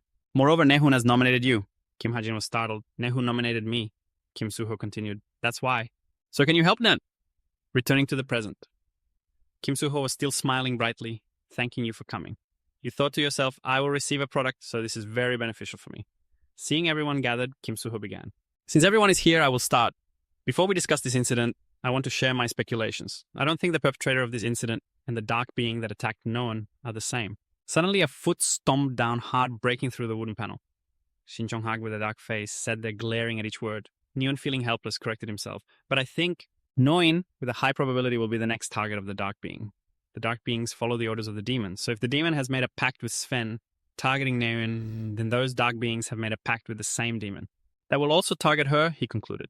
"That's why I want to ask everyone if you suspect anyone acting suspiciously lately." Kim Ha-jin sank into thought, knowing the real perpetrator. "Because I have determined that mentioning his name would be very dangerous, I have remained silent, waiting for the story to unfold. But unlike the original plot, where 6 people went missing over 2 months, 3 people have gone missing in just 2 weeks. At this rate, the number of victims is likely to increase significantly." Thinking of this, you clenched your fists, the memory of Neon resurfacing. You silently decided you didn't want to use the excuse of waiting for the story to progress to justify allowing more bad things to happen to them. Kim Ha-jin raised his hand to speak. "I suspect one person, you said the name always weighing on your heart, the president of the academic club, Jun Hyun. I think that person is trustworthy." The room immediately fell silent. After a moment, Kim Soo-ho awkwardly explained, "That person has an alibi. We investigated because he was close to the first victim." Kim Ha-jin persisted. "But what if the victim went to Jun Hyun on their own?" Shin Jong-hak, hearing this, shouted, "Are you trying to say he managed to control a cadet with just a few hypnotic tricks?" You remained steadfast, explaining, "Of course it wouldn't work if it were just a few ordinary hypnotic tricks." But before you could finish, someone else interrupted. "Wait, Ayu Ayon-ha," coldly continued. "This is a bit strange. You insist on suspecting the person we said has an alibi." Finally, she concluded, "But I think your chances of being a dark being are even higher than the president of the club." Kim Ha-jin was puzzled as memories suddenly surfaced of when he was writing, and he decided it was time for the main character to have a new assistant. He thought to himself, a high-ranking person with a golden spoon helping Kim Soo-ho, whose personality is fierce but holds no grudges. Should I add a detail that she really loves common people's food? Finally, he smiled, and her name would be IU Yeon-ha. Returning to the present, IU Yeon-ha coldly concluded that compared to the club president who had an alibi, it was clear that he was more likely to be the demon. Kim Ha-jin was confused. What do you mean? Kim Soo-ho spoke up. Yeon-ha Ha-jin has an alibi too. At the time of the incident, he used the teleportation gate. She replied indifferently, I'm just making my own guesses like anyone else. An alibi as recorded at the teleportation gate can be easily fabricated and is much weaker than the evidence from senior Jun-hyun. Kim Ha-jin shouted angrily, What the hell are you talking about? He was interrupted. First, let's beat him up to teach him a lesson. The last words were from Kim Horak, who cracked his knuckles and stood up threateningly. As long as he gets beaten up, either he will start confessing or his true face will be revealed. Don't you guys think so? Shin Trong-ha laughed smugly.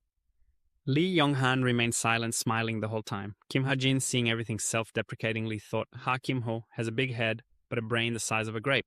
What's so funny? I was about to hit you. He glared directly into his eyes as a warning. Then come at me, you crazy dog, and see how I'll crack your skull. Kim Soo-ho quickly ran out to intervene. Stop it. This isn't the time to fight. Calm down, Ha-jin. Kim Ha-jin coldly said, If you're so curious, why not ask Chen-en that day she and I... His words were cut off again by a basketball flying like an arrow. The culprit was Shin Jong-hak. He glared and shouted, You filthy bug, how dare you say Naeun's name? He ignored him and continued, We teamed up to defeat the demon who was fighting with her. Are you too busy playing childish games with the investigators to have heard? Shin Trong-hak immediately stood up and the person next to him quickly intervened. Calm down, calm down. After speaking, Kim Ha-jin turned to leave. Anyway, I've already told you who I suspect is the culprit. Behind him were the hungry wolf-like eyes of Kim Horak and the shouting of Shin Jong-hak. Are you planning to run away? He saw Kim Ha-jin nearing the door but suddenly tripped on the floor preparing to fall. Behind him, Kim Horak threw a punch with such force that it shattered the door, causing everyone to panic. Seeing him lying on the floor unharmed, he was furious. You dodged. Kim Ha-jin was not easy either. He pulled out a hot weapon to threaten him. Looks like you really need to get beaten up. Just as both were about to charge at each other for a proper fight, a sword lightly sliced through, cutting the two opposing energies in half. Kim Soo-ho blocked the sword between the two, coldly looking at him. That's enough, Kim Horak. Then he turned to Yeon-ha. You too, Yeon-ha. If you're so suspicious and want to know, go ask Naeun. She opened the communication device. Wait a moment. The whole room fell silent. A second later, Kim Ha-jin stepped out, ignoring Kim Soo-ho, who was calling out to him. Ha-jin Naeun is over there, he asserted firmly. I told you.